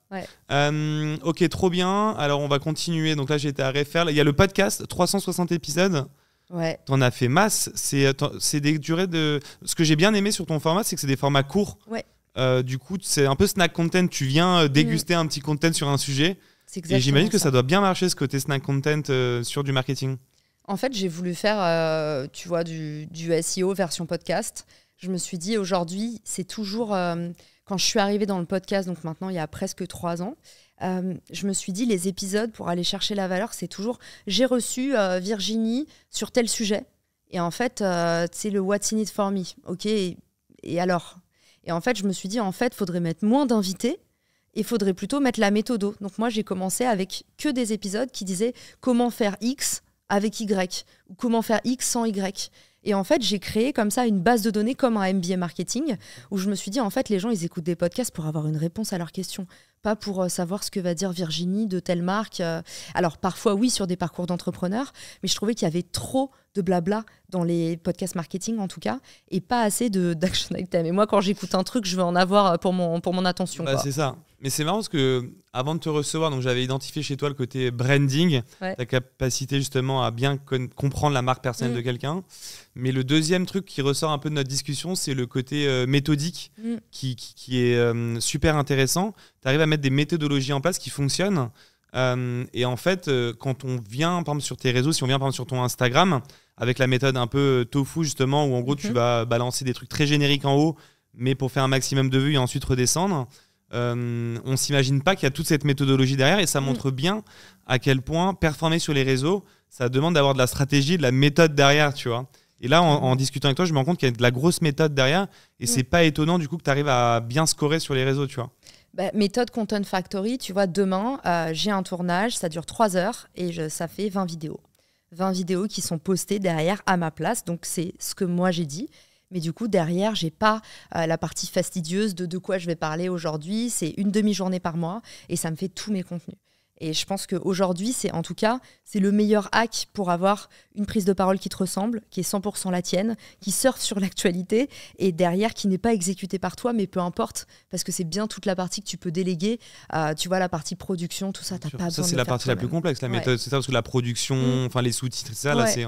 Plus moins il y a de valeur ajoutée, puis l'IA demain nous fera les sous-titres, le font déjà. Il y a, en tout cas, nous, si je peux te donner un peu un secret de fabrication sur les vidéos agences personnelles, Clément, il travaille beaucoup le métadiscours. Et en fait, il y a souvent 2 messages. Tu vas avoir ce que tu as dit sur la vidéo, et derrière, et maintenant que je t'ai dit, tu regarderas, il crée une autre histoire avec les illustrations. Donc, on a des illustrations derrière l'invité, on a du motion design devant l'invité et on a de l'animation en sous-titres. Et du coup, ça, c'est assez intéressant de voir les vidéos qui sont vraiment virales. C'est aussi surfer sur le temps d'attention, mais aussi les différents niveaux de compréhension.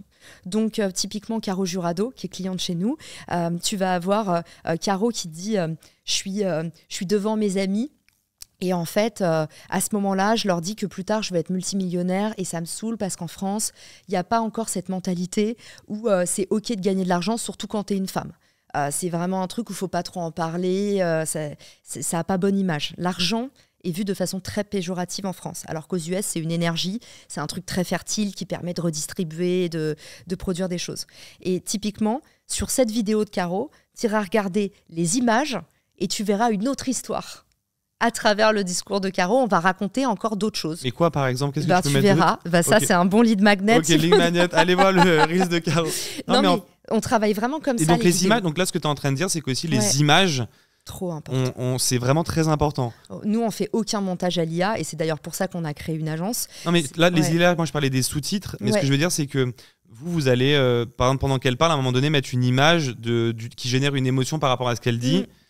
Et donc tu as dit derrière, mais devant c'est quoi? Qu'est-ce qui peut passer devant la vidéo? C'est pas une image, des motion design, tu vois, on accompagne des profils, on accompagne beaucoup d'experts.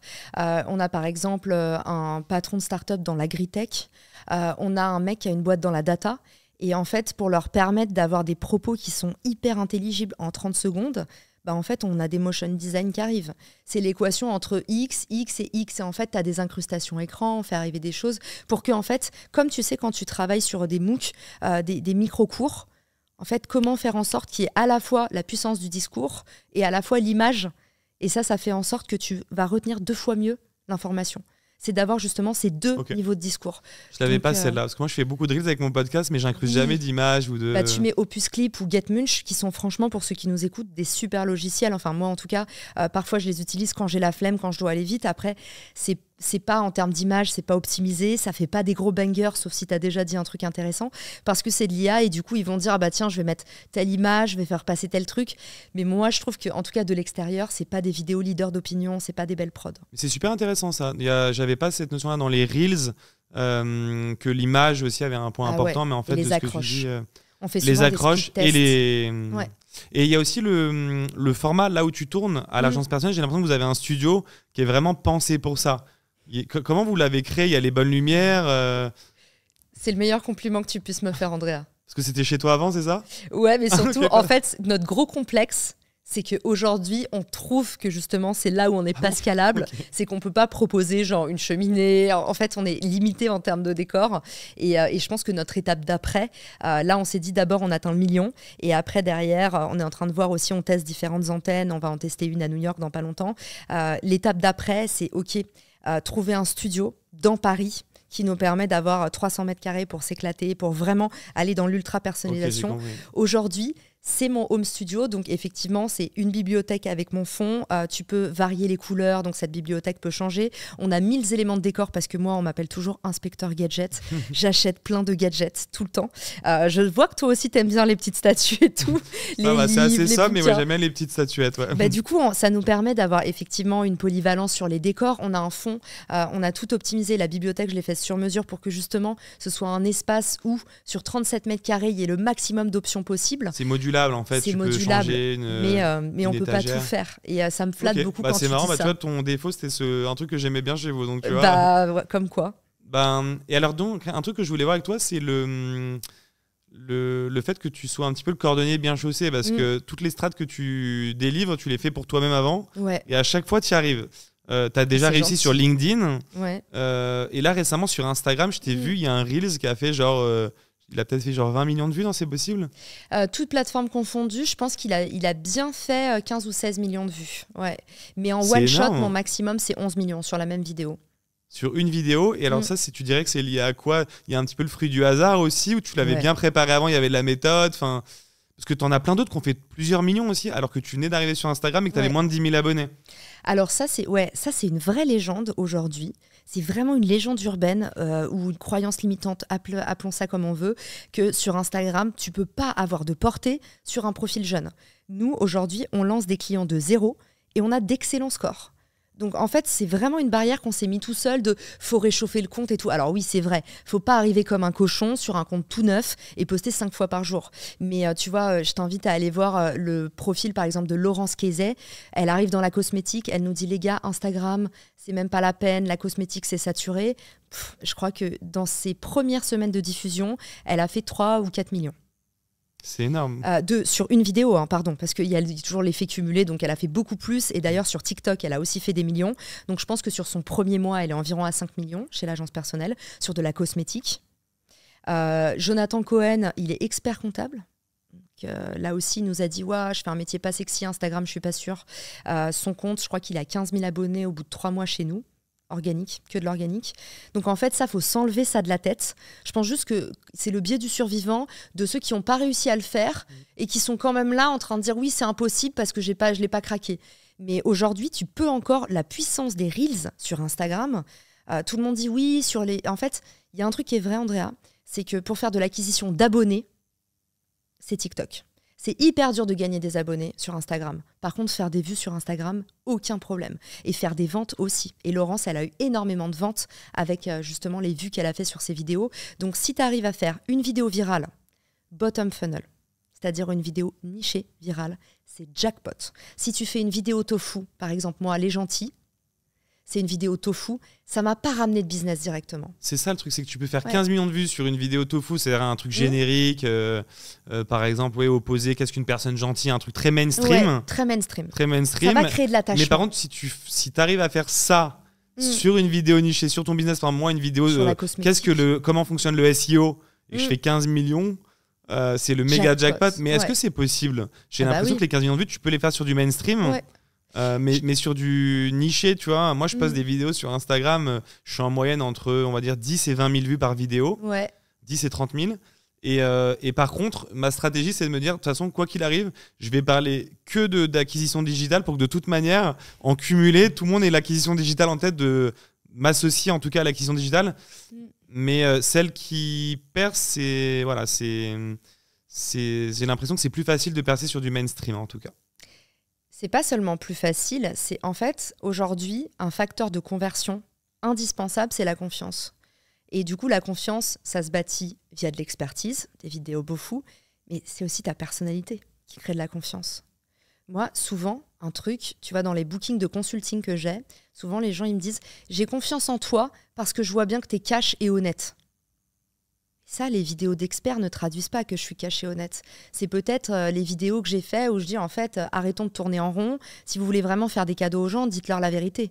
Arrêtez de vous soucier de l'image que vous voulez donner. Si vous pensez vraiment aux autres, il faut faire des feedbacks honnêtes.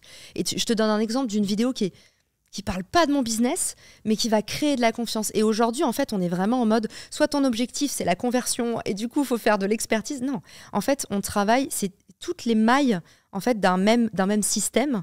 Et il faut pas faire que du beaufou ou que du tofu. Si tu es tout le temps, et là, je m'occupais d'un mec qui fait des LinkedIn Ads. Putain, tous les jours, il poste sur les LinkedIn Ads et il me dit, je veux être top voice. Impossible. Élève-toi. Qu'est-ce que tu as à dire de plus que je suis expert en LinkedIn Ads? Je m'en fous, je veux même que tu me racontes que tu as subi du harcèlement parce que tu étais le seul asiatique à l'école.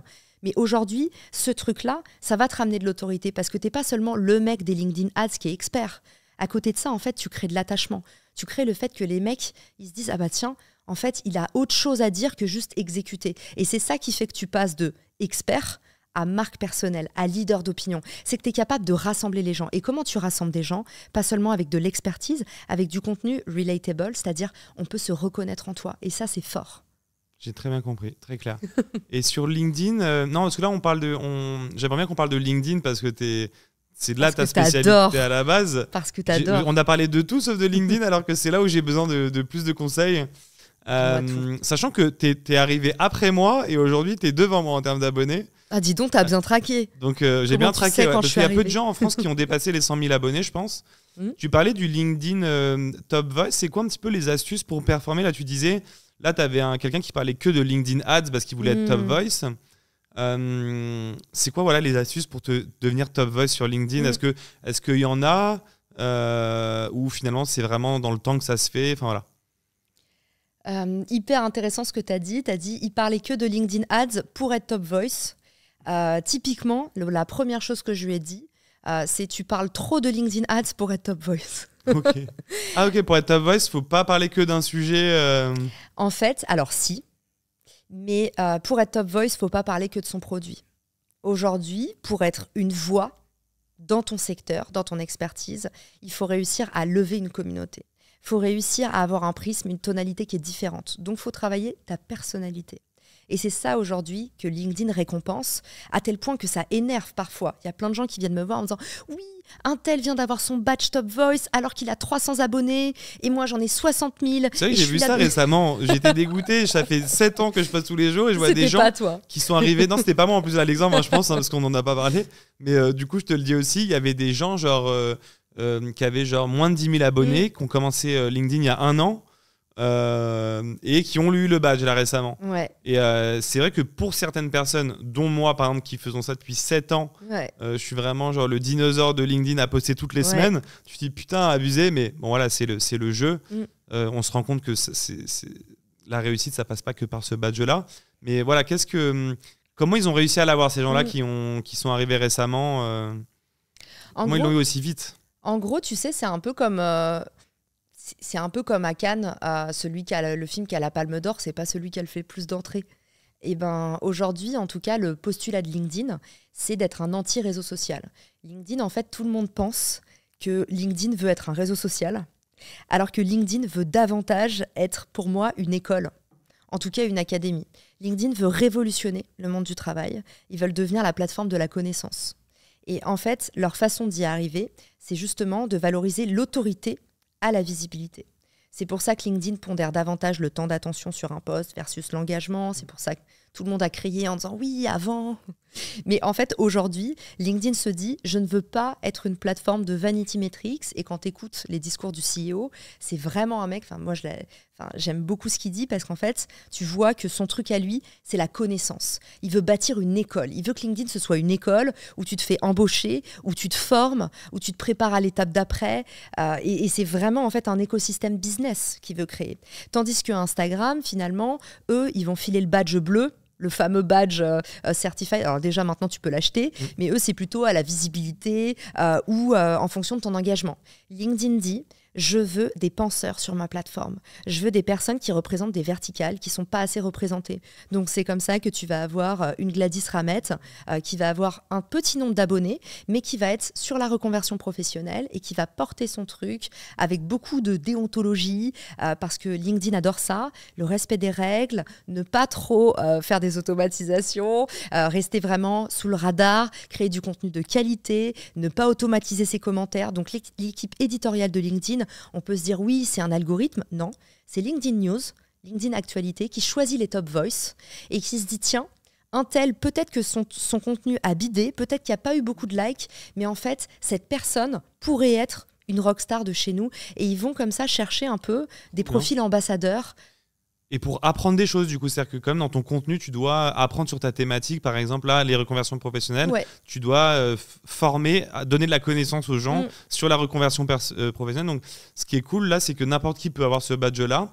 Il faut être spécialisé dans un domaine et apporter de la valeur dessus. Exactement. Mais quand même régulièrement pendant un temps, j'imagine. Non, il ne suffit pas de le faire pendant un mois, j'imagine. C'est intéressant ce que tu dis parce qu'il y a une nouveauté. Le programme Top Voice a évolué. Déjà, avant, ça s'appelait le programme influenceur. Maintenant, c'est le programme Top Voice. Donc, tu vois, ils ont déjà shifté de « on veut pas des influenceurs, On veut des voix, on veut des personnes qui représentent, donc inclusion, diversité, on veut des personnes qui représentent des verticales pour que LinkedIn devienne la plateforme de la connaissance qui te permette de trouver de l'information pertinente sur des sujets que tu ne trouves pas ailleurs sur les internets et des sujets exclusifs. C'est pour ça qu'ils font la newsletter, c'est pour ça qu'ils déploient en fait une stratégie de contenu interne au réseau pour te retenir. Et à côté de ça, tu as les top community voice. Donc ça, c'est la nouveauté de cette année, c'est des badges or que tu vois sur les profils qui vont être sur des verticales ultra nichées. Par exemple, il y a une nana que j'avais mis là dans ma dernière newsletter, elle est top interviewer voice. Et donc, elle travaille dans le monde du travail, elle travaille dans l'employabilité et elle va, par exemple, donner des conseils pour cartonner tes interviews, tes entretiens d'embauche. Donc, tu vois, c'est hyper niché. Tu vas avoir top voice sales. Moi, je suis top voice marketing. Et tu vois, là où LinkedIn apprend encore, c'est que tu peux pas cumuler un badge or et un badge bleu. Donc ça, j'étais dégoûtée. J'ai reçu un badge qui s'affiche même pas. Ils n'ont pas prévu le cas. Ils m'ont surdiplômé en gros. T'es surdiplômé de LinkedIn, ouais. Mais du coup, le top voice c'est mieux que l'autre d'une certaine manière parce qu'ils l'ont priorisé à l'autre. Le top voice c'est à vie, sauf si tu fais des bêtises. C'est-à-dire si demain j'enfreins les conditions de LinkedIn et que je fais un truc pas déontologique, ils peuvent me le retirer. Donc le badge bleu, c'est vraiment t'es adoubé par LinkedIn. Le badge or, il est conditionnel à ta participation à des articles collaboratifs. Parce que j'ai vu des gens justement qui avaient le badge or et qui l'avaient plus genre une semaine après, Pokémon. tu vois. On dirait Pokémon, tu sais. Le badge c'est marrant, or. il gamifie. Ouais. Non, mais c'est marrant, je trouve. C'est bien de gamifier l'expérience comme ça. C'est, je crois, de mémoire, je crois que c'est 90 jours. Et en fait, il t'envoie, donc comme j'ai reçu le badge, je peux t'en parler, même si personne ne l'a jamais vu. Donc, tu reçois ton badge, tu reçois une alerte à mi-parcours en disant, pour te rechallenger, participe à de nouveaux articles collaboratifs. Sinon, tu peux perdre ton badge. Et du coup, tu reçois un rappel. Je l'ai documenté dans ma newsletter. Si tu veux, je te donnerai le lien. Ouais, avec plaisir. Et du coup, tu reçois cette petite notif qui dit « Reste actif » parce que ton badge peut être mis en jeu. Et après, du coup, moi, j'ai reçu, ça m'a fait une belle jambe. Félicitations, tu as conservé ton badge. Mais il est tout le temps remis en jeu. Et c'est pour te donner justement le réflexe d'aller sur des verticales précises, te nicher et apporter de la valeur sur des choses précises. Par exemple, ils vont te dire « Andrea, quelles sont les tendances 2024 sur le SEO ?» Et ils vont t'incentiver comme ça à répondre à des articles qui vont t'envoyer en privé. Donc c'est assez bizarre sur la forme. Mais finalement, si tu fais des bons commentaires et si les gens likent et si tu es un contributeur actif, tu as ton badge or. Alors justement, en octobre dernier, j'ai reçu un mail, je crois que c'était en octobre 2023 du coup, qui me disait vous avez été sélectionné pour faire partie je me rappelle plus du nom exact, mais pour collaborer avec des articles ou ce genre de trucs. C'est ça. Et mais je l'avais pas vu le mail, je l'ai vu là il y a genre un mois. Mais le badge je l'ai jamais eu. Enfin tu vois C'est décorrélé. En fait ils font un appel public à vous êtes identifié par l'algo comme étant acteur du SEO. Par exemple, imaginons que tu avais le mode créateur qui vient de disparaître. C'est la fin du mode créateur, ils l'ont enlevé. Maintenant, on est tous créateurs. Imaginons que sur le mode créateur, tu avais mis ton hashtag SEO. Ils t'ont identifié comme expert et maintenant, ils vont t'incentiver, ils vont te motiver en disant « Andrea, toi, tu es un expert du SEO. On peut te récompenser avec un badge or. Viens croquer la pomme. Regarde, il y a 5 questions pour toi dans cet email à laquelle tu veux répondre. Et derrière, il va falloir que tu participes. On n'a pas... En fait, je ne peux pas vous donner un quota. Il n'y a pas de quota public qui est certifié par LinkedIn. Tu es récompensé à l'engagement que tu provoques. Typiquement, une fois que tu vas avoir répondu à la question, pour moi, les 3 tendances du SEO, LinkedIn va te mettre dans des fils d'actualité de gens qui aiment le SEO, qui vont voir la réponse de Andrea Ben Saïd. Et s'il lâche un petit like, et si tu as environ 10 likes, et que ça arrive genre 10 fois d'affilée dans la semaine, peut-être tu as gagné ton badge. Mais ils ont un indice comme ça qui pondère participation/engagement.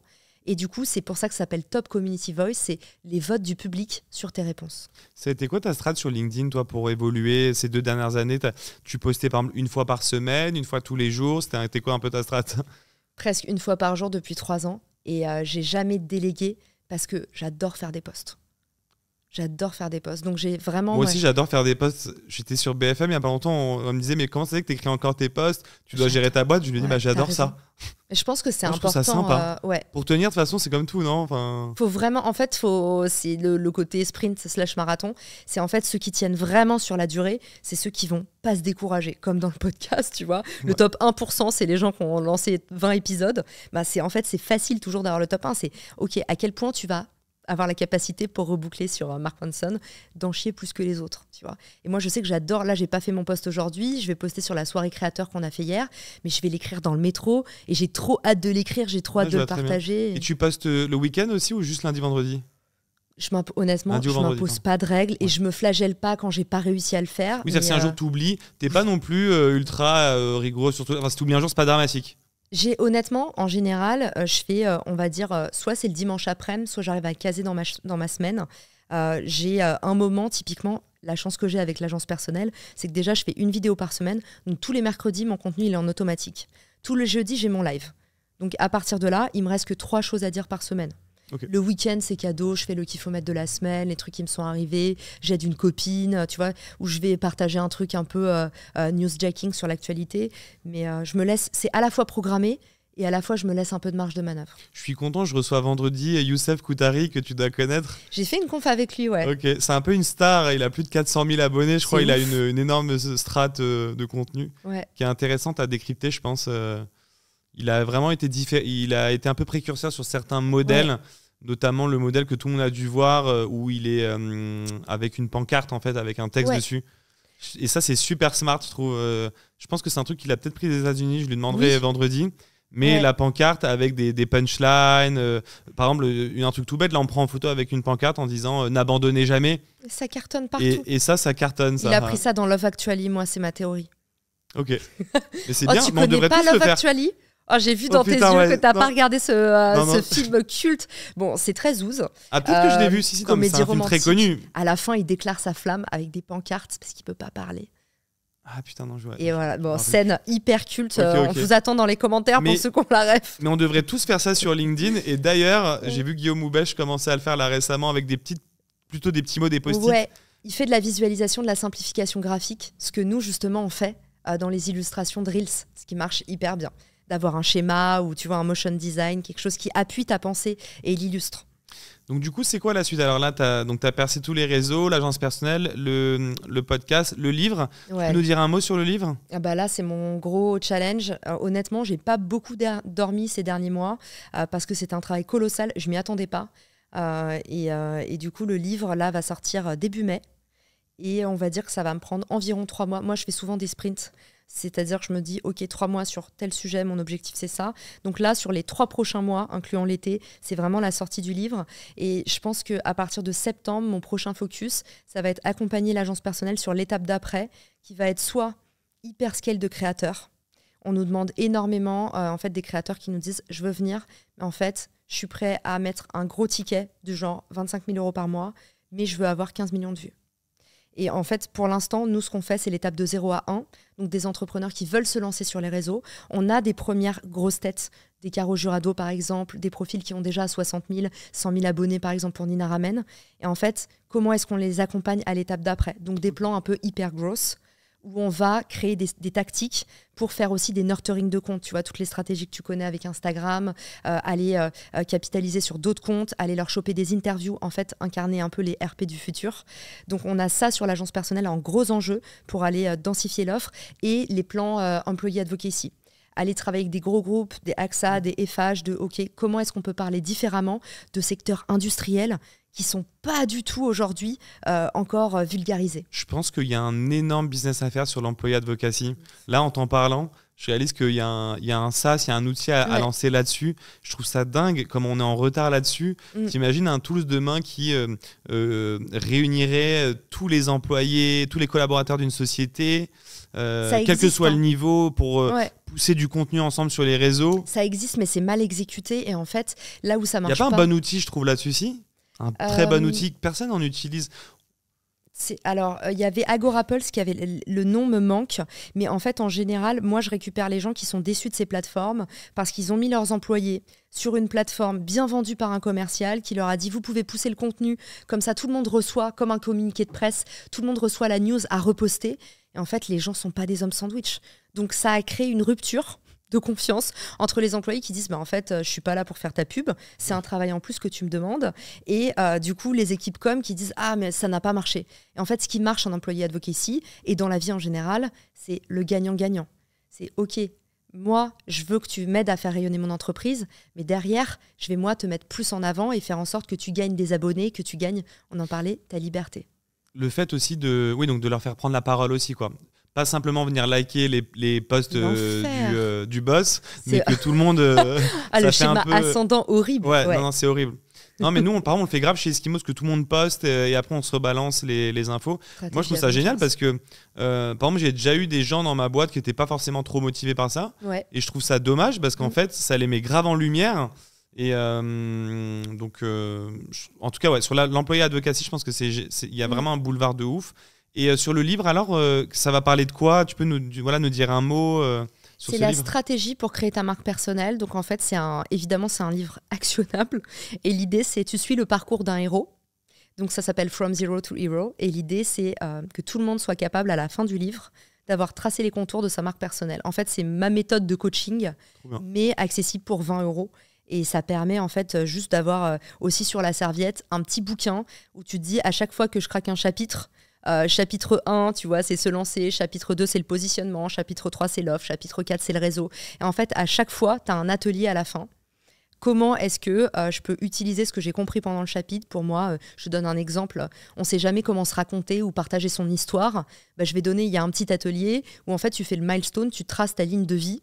Et je veux que tu me dises en fait, c'est quoi les points clés de ton parcours, de ton existence. Et en fait, ça, c'est déjà des idées de poste. En fait, quand tu as la bonne méthodologie, derrière, le système, il est bien huilé et ça tourne et tu craques des trucs sans avoir besoin d'y passer 1000 ans. Je trouve ça super intéressant en tout cas. Je le dis pas parce que tu es mon invité sur le podcast aujourd'hui. Mais non, je trouve que Enfin, moi, c'est un livre qui peut m'intéresser en tout cas. Très bien, je te l'enverrai. En fait, ce qui est cool avec des livres comme ça, c'est que tu les lis, mais en fait, ça va te donner des idées de posts au quotidien. En fait, à chaque fois que tu lis un chapitre, en réalité, ça te fait un post sur LinkedIn parce que tu t'es posé des questions sur toi, tu peux faire un post. Moi, c'est ça qui me plaît, tu vois, c'est que tu as un côté, tu vas gagner à faire des choses en parallèle, tu vois, du bouquin. Ok, très clair. Ouais, donc, toute la méthodologie pour te poser les bonnes questions et avoir une bonne marque personnelle. On n'en a pas parlé, mais tu vois, je parle beaucoup du Dream 100. C'est les 100 personnes avec lesquelles tu veux collaborer. Et en fait, ça, on attend souvent que ça arrive au détour d'une soirée et tout, mais provoque les opportunités. C'est quoi les 100 personnes avec qui tu veux collaborer? Tac, tac, tac, les médias, des créateurs, il y en a plein.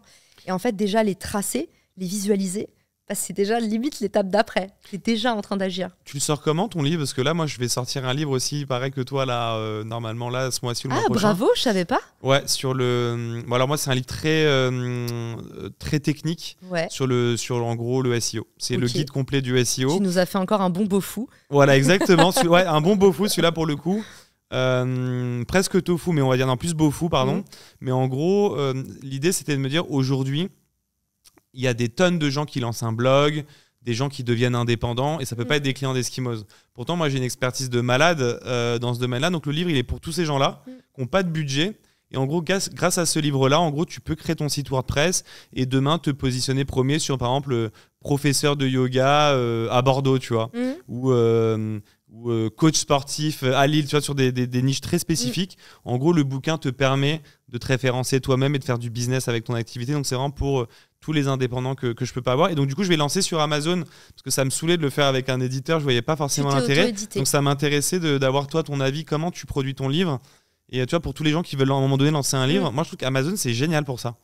Encore une fois, tu vois, c'est important de commencer par l'objectif et l'audit. C'est quoi ton objectif avec ce livre ? Toi, tu as voulu faire quelque chose de 100% à ta sauce et aussi peut-être d'être libre financièrement. C'est-à-dire que tu t'es dit, en fait, flemme de gagner 8% de mon propre livre. Mais attends, sur Amazon, tu gagnes rien aussi. Hein. C'est fou. Ah ouais ? Ah, genre, il te reste... je sais pas, ok, je peux te dire, là, j'ai regardé, je crois que dans mon livre, il me reste 4 € dans ma poche. Tu vends combien ? Mais ça dépend du prix. Parce qu'en fait... Sur 4 €, c'est pas mal. Hein. Non, mais ça dépend. Parce qu'en fait, à la base, je voulais le mettre...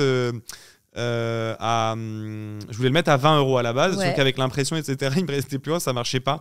En gros, parce que il fait trop de livres, il fait trop de pages. Il fait genre 420 pages, mon livre. Oh, waouh! Ouais. Donc, le problème de mon livre, c'est que j'avais pas anticipé ça, mais vu qu'il fait trop de pages avec l'impression, à 20 € c'est le prix que ça te coûte de l'imprimer, donc tu gagnes plus rien. Donc du coup, je vais devoir le mettre à, je pense, tiens, ça peut être un bon sujet, j'aimerais bien le mettre à 40 €. J'avais peur que ce soit cher, mais je vais aussi le mettre en format Kindle, où en gros, tu peux l'avoir en mode PDF, à 20 € là pour le coup. Mais donc sur les 40 €, il me reste genre 4 €, donc tu vois, c'est 10%. Positionnement. T'es cher pour un livre, t'es trop peu cher pour une formation. Donc tu trouves que c'est cher? Non mais on est d'accord, moi honnêtement je trouve que c'est cher, ça me fait chier, mais en même temps, je peux pas mettre mon livre à perte non plus, tu vois.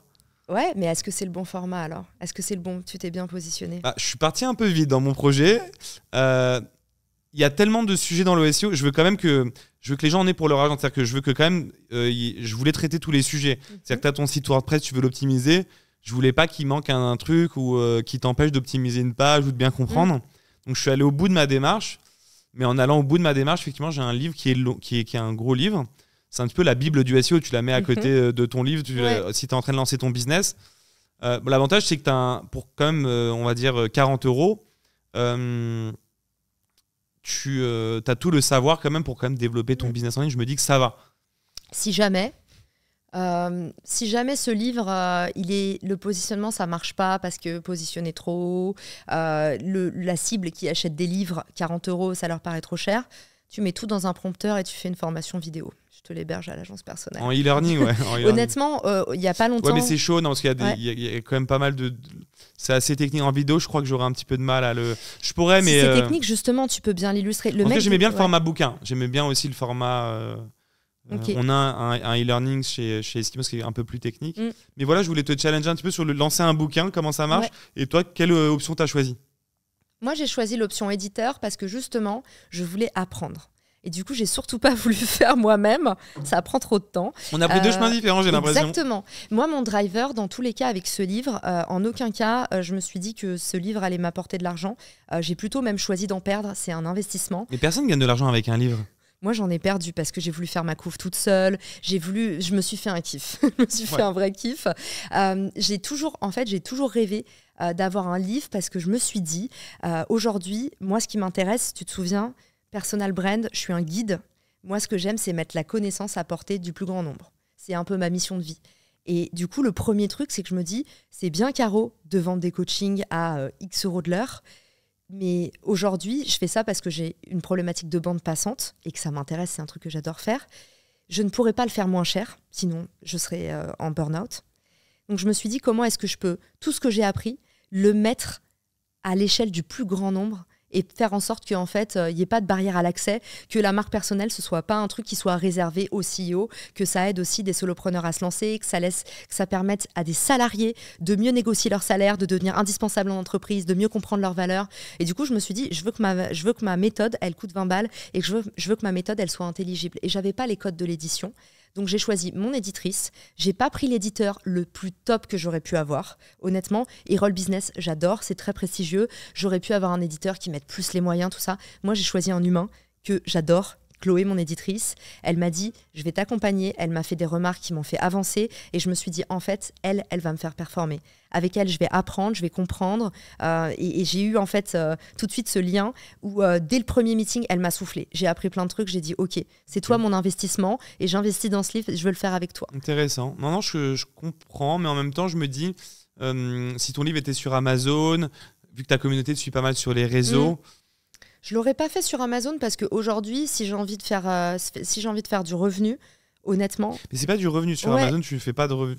Oui, mais... Tu gagnes vraiment pas d'argent, franchement. Ouais, mais l'auto-édition, en fait, quand je me dis, là, sur une auto-édition, pour moi, en tout cas, j'aurais perdu mon kiff principal sur ce bouquin qui est apprendre les codes d'un nouveau format. Okay. Tu vois ? Et les codes de l'édition, ils sont très différents. Mais la première fois que j'ai commencé à écrire, Chloé, elle m'a dit, non mais Caro, tu m'as écrit une suite de posts LinkedIn. Et en fait, elle me dit, c'est pas comme ça qu'on écrit un livre. Après, je suis allée sur ChatGPT et j'ai challengé mon écriture et tout. Elle était là. C'est toujours pas comme ça, il manque le... Et en fait, j'ai appris plein de choses. Je me suis fait coacher aussi sur l'écriture, je me suis fait accompagner. Et c'est ça que je voulais, c'était craquer un nouveau canal, mine de rien, avec ce format, un atelier à la fin. On a vraiment, je suis arrivée sur un nouveau canal et j'ai fait ce que j'adore faire, c'est réapprendre un peu la matrice, regarder comment c'est foutu. Et j'espère que ça plaira. Et sur la stratégie de distribution, pour te répondre, évidemment, je vais faire du guérilla marketing. Donc, quand le livre sort, l'idée, c'est d'en profiter pour créer le flywheel. Donc, c'est comment est-ce que sur mes réseaux, je vais pouvoir raconter en fait comment est-ce que je distribue mon livre. Là, j'ai fait la première étape. Je suis allée à la Fnac. Je voulais choisir ma couverture. J'ai imprimé des couvertures sur des bouquins qui faisaient à peu près le format du mien. Et je suis allée à la Fnac, incognito, et je suis allée poser mes bouquins en rayon et regarder comment les gens ils prenaient, comment ils réagissaient. J'ai fait un micro-trottoir. Et du coup, ça a déjà créé, tu vois, au lieu de dire sur les réseaux sociaux, je sors un livre, c'est bien, je l'ai fait. Mais je me suis dit, qu'est-ce qui pourrait créer un peu la vibe? Qu'est-ce qui peut donner aux gens envie de participer à l'aventure, de donner leur avis, créer de la conversation? La couverture du livre. C'est là où tu es doué, toi, le storytelling, on en revient au même truc. Tu vois, je pense que la majorité des gens vont faire une vidéo en disant je sors mon livre. Toi, tu as eu l'idée de faire le micro-trottoir, le livre La Fnac. C'est ton métier en même temps. Tu es le cordonnier bien chaussé. Tu sais trouver les bonnes astuces, en tout cas trouver du bon storytelling pour vendre quelque chose. Et ça, c'est une vraie force. Je trouve que c'est assez difficile. En réalité, les gens ne réalisent pas. Trouver un bon storytelling pour une marque, qu'elle soit même une entreprise ou personne, c'est assez complexe en réalité. Mais c'est parle à tes clients. C'est la première règle de l'entrepreneuriat et c'est pour ça que j'adore le building public. C'est qu'en fait, souvent, on a peur de parler à nos clients. Moi, je passe mon temps sur les réseaux sociaux à parler à mes clients. Et en France, souvent, on dit c'est un défocus. Ah, mais Andrea, arrête de traîner sur LinkedIn. Occupe-toi d'Eskimos. Mais quel meilleur cadeau tu peux faire à Eskimos que de faire des posts LinkedIn, d'aller rencontrer ton marché, parler en direct avec les gens. Et les gens ne comprennent pas parfois... Genre en mode limite, pourquoi tu fais l'influenceur? Là, t'as une boîte à gérer, tu vois. J'ai la même. Mais franchement, non, mais le fait de dire pourquoi tu fais l'influenceur, va t'occuper de ta boîte, c'est vraiment des gens qui sont old school. J'ai fait une interview, là, je t'ai dit, sur BFM il n'y a pas longtemps, et franchement, je trouve c'est un peu bizarre de m'avoir demandé ça, quoi. C'est pas comprendre le monde dans lequel on vit. Heureusement que je fais ça et que je suis sur les réseaux, en fait. On n'a plus le choix. Non mais c'est chaud. Moi, je trouve l'incompréhension du monde dans lequel on vit de dire qu'est-ce que tu fous sur les réseaux, va t'occuper de ta boîte, c'est vraiment être trop loin, genre en mode c'est ne pas avoir suivi ce qui doit être fait aujourd'hui dans une boîte. Au contraire, il y a tellement d'entreprises qui manquent de visibilité parce qu'elles n'utilisent pas les réseaux. Mais le référencement de demain, c'est les réseaux sociaux. C'est le SEO de demain. C'est du coup les gens qui n'ont pas compris encore que c'est social selling. Social selling, ouais. Puis les gens veulent voir qui est derrière la marque, ils achètent plus des produits ou des services, ils veulent voir un petit peu les valeurs qu'il y a derrière, ils adhèrent à des idées plus fortes que juste le produit en lui-même. Tes gens et tes talents, les équipes que tu recrutes, c'est pareil, tu vois. Ouais, qu'est-ce que ta boîte transpire vraiment et ça, LinkedIn, c'est top, en tout cas pour raconter une histoire. Qu'est-ce qu'on a oublié? On a fait pas mal le tour là, du sujet. Est-ce que j'ai oublié des choses sur le storytelling? Donc, tu utilises LinkedIn, Instagram, TikTok... tu utilises Threads ou pas, le nouveau réseau social là, Non, t'es pas allé dessus? Non. Si, j'y suis et je reposte des vidéos et ça marche bien parce que c'est un format, en fait la vidéo verticale, c'est vraiment le hack j'ai envie de dire de 2024, mais c'était déjà 2023, mais il y a une vraie barrière à l'entrée sur la vidéo pour faire des bonnes vidéos, mais honnêtement la vidéo verticale c'est ultra puissant parce qu'en fait ça se décline, ça se mange sans fin. Bah, t'as YouTube Short, Instagram Reels, TikTok... LinkedIn. Mais c'est ça que j'allais te demander. La vidéo sur LinkedIn, moi je trouve que ça marche pas ouf. J'ai déjà posté des reels sur LinkedIn. Je trouve que mes posts écrits avec une photo marchent mieux en général. Parce que tu fais pas des bonnes vidéos, désolé. C'est que c'est pas les bonnes vidéos? Non, mais il faut vraiment soigner. Non, mais toi, par exemple, ton meilleur post, je suis sûr que c'est un post avec du texte et une photo. Ça, tu as raison. Ouais. Pour autant, ma vidéo des gentils, 2000 likes. Ludovic Giraudon, je crois que sur sa vidéo, pareil, agence personnelle, il a eu un truc du genre 2000 likes. Honnêtement, on a des clients qui font des gros buzz avec leurs vidéos. Parce qu'en plus, je trouve sur LinkedIn, quand tu es en format 9/16e, tu sais, t'as des deux bandes blanches sur de gauche à droite, je trouve ça moche. C'est ton côté maniaque. Ouais, mais c'est pas très beau, franchement. Vous avez pas vu l'appartement d'Andrea, mais on dirait un appartement témoin. On dirait là un faux appartement. Tu trouves pas, toi, que c'est moche? En fait, peut-être c'est moi qui suis... Non, mais ça m'intéresse, peut-être que je vais réaliser à quel point je suis maniaque, tu vois. Mais les deux bandes comme ça, ça s'incruste mal dans le feed LinkedIn, en fait. Nous, effectivement, à l'agence personnelle, on te livre un format particulier LinkedIn qui s'affiche du coup mieux. C'est 16K, je crois. Mais en tout cas, on a un format particulier LinkedIn. Carré, en fait, c'est un carré presque. Non. Enfin, un 4/5e plus de Je sais pas. Okay. On le mettra si tu veux en description, je me souviens plus exactement. Je crois que c'est 16K que je vois sur les. En tout cas, LinkedIn, à chaque fois, c'est un format à part, effectivement, pour éviter des grosses bandes. Il y a quand même des bandes.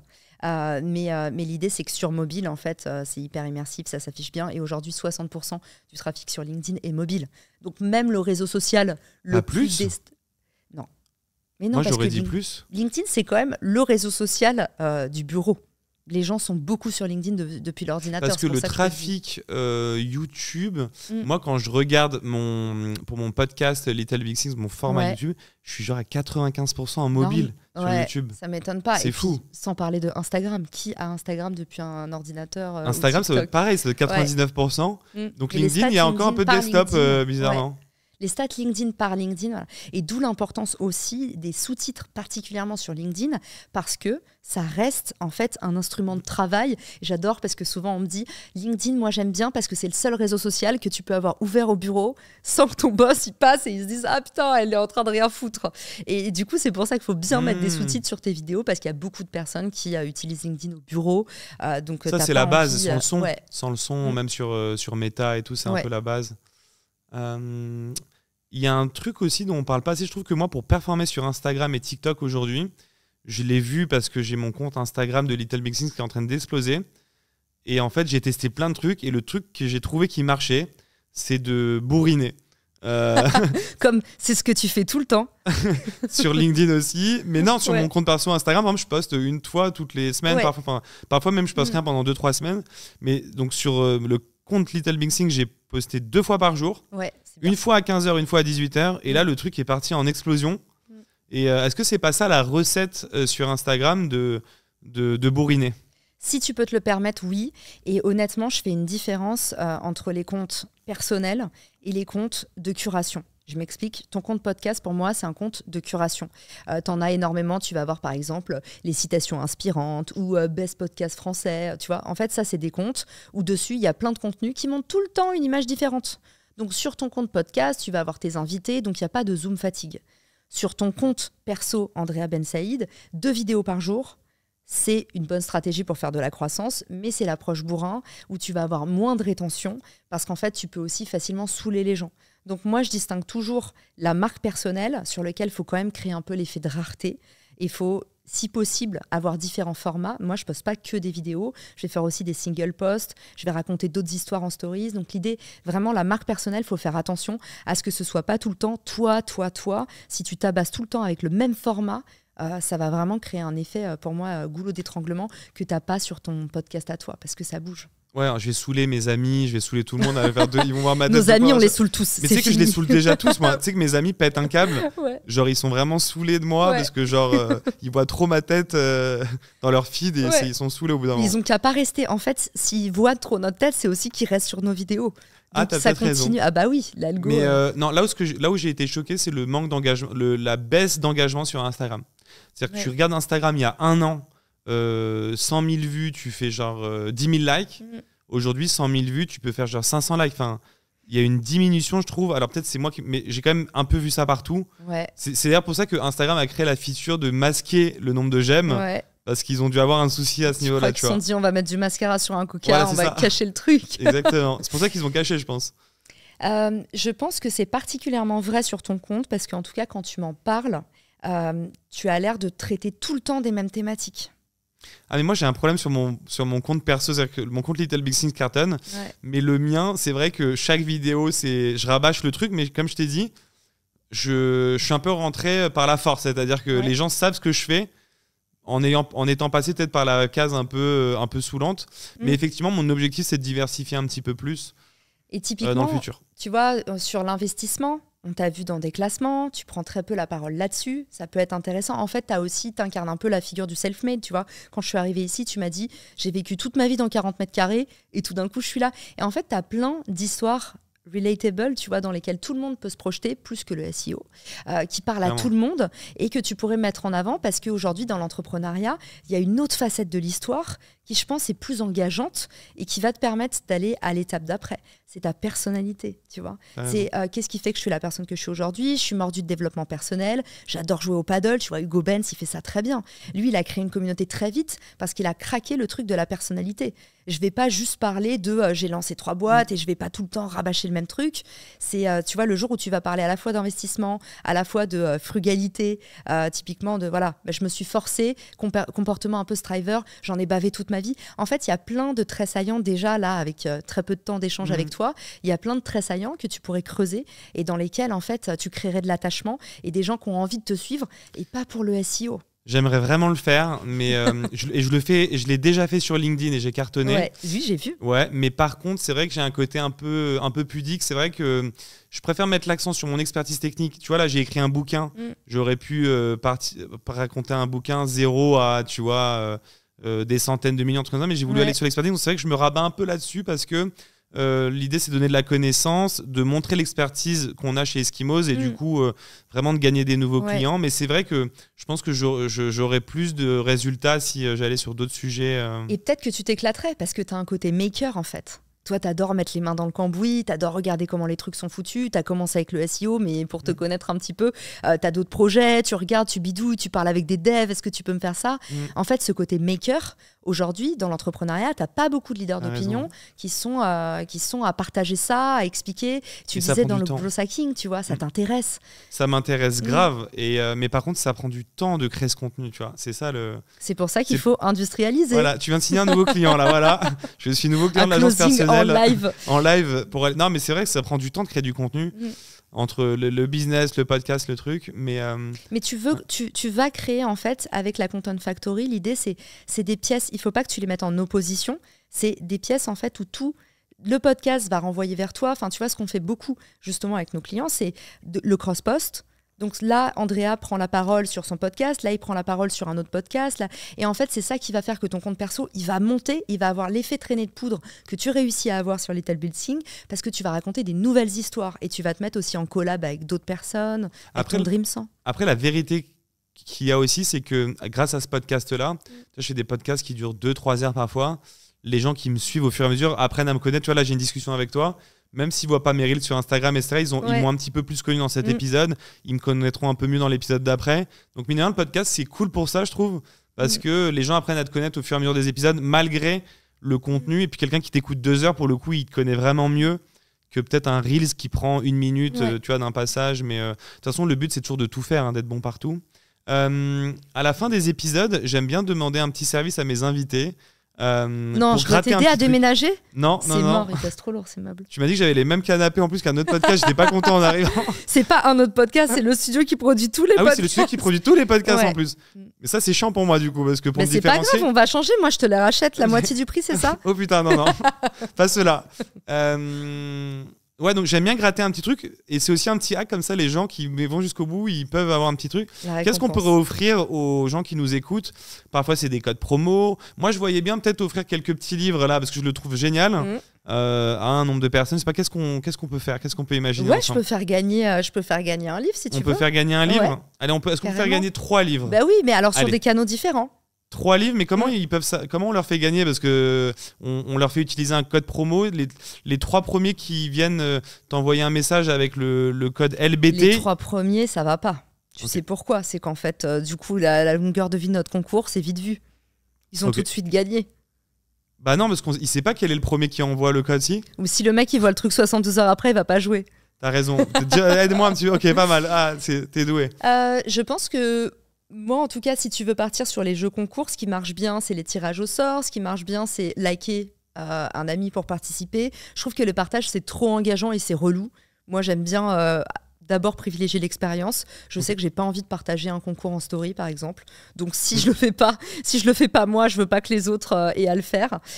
Mais taguer des potes, ça peut être bien. Donc, tu peux dire, je sais pas, tu publies sur combien de canaux? Alors, moi, ce que je te propose par rapport à ce que tu viens de me dire, tu me dis ce que t'en penses. Ouais. Je pense que YouTube, là. On co-construit un truc là, build-in public. T'as dit que c'était pas mal le build-in public.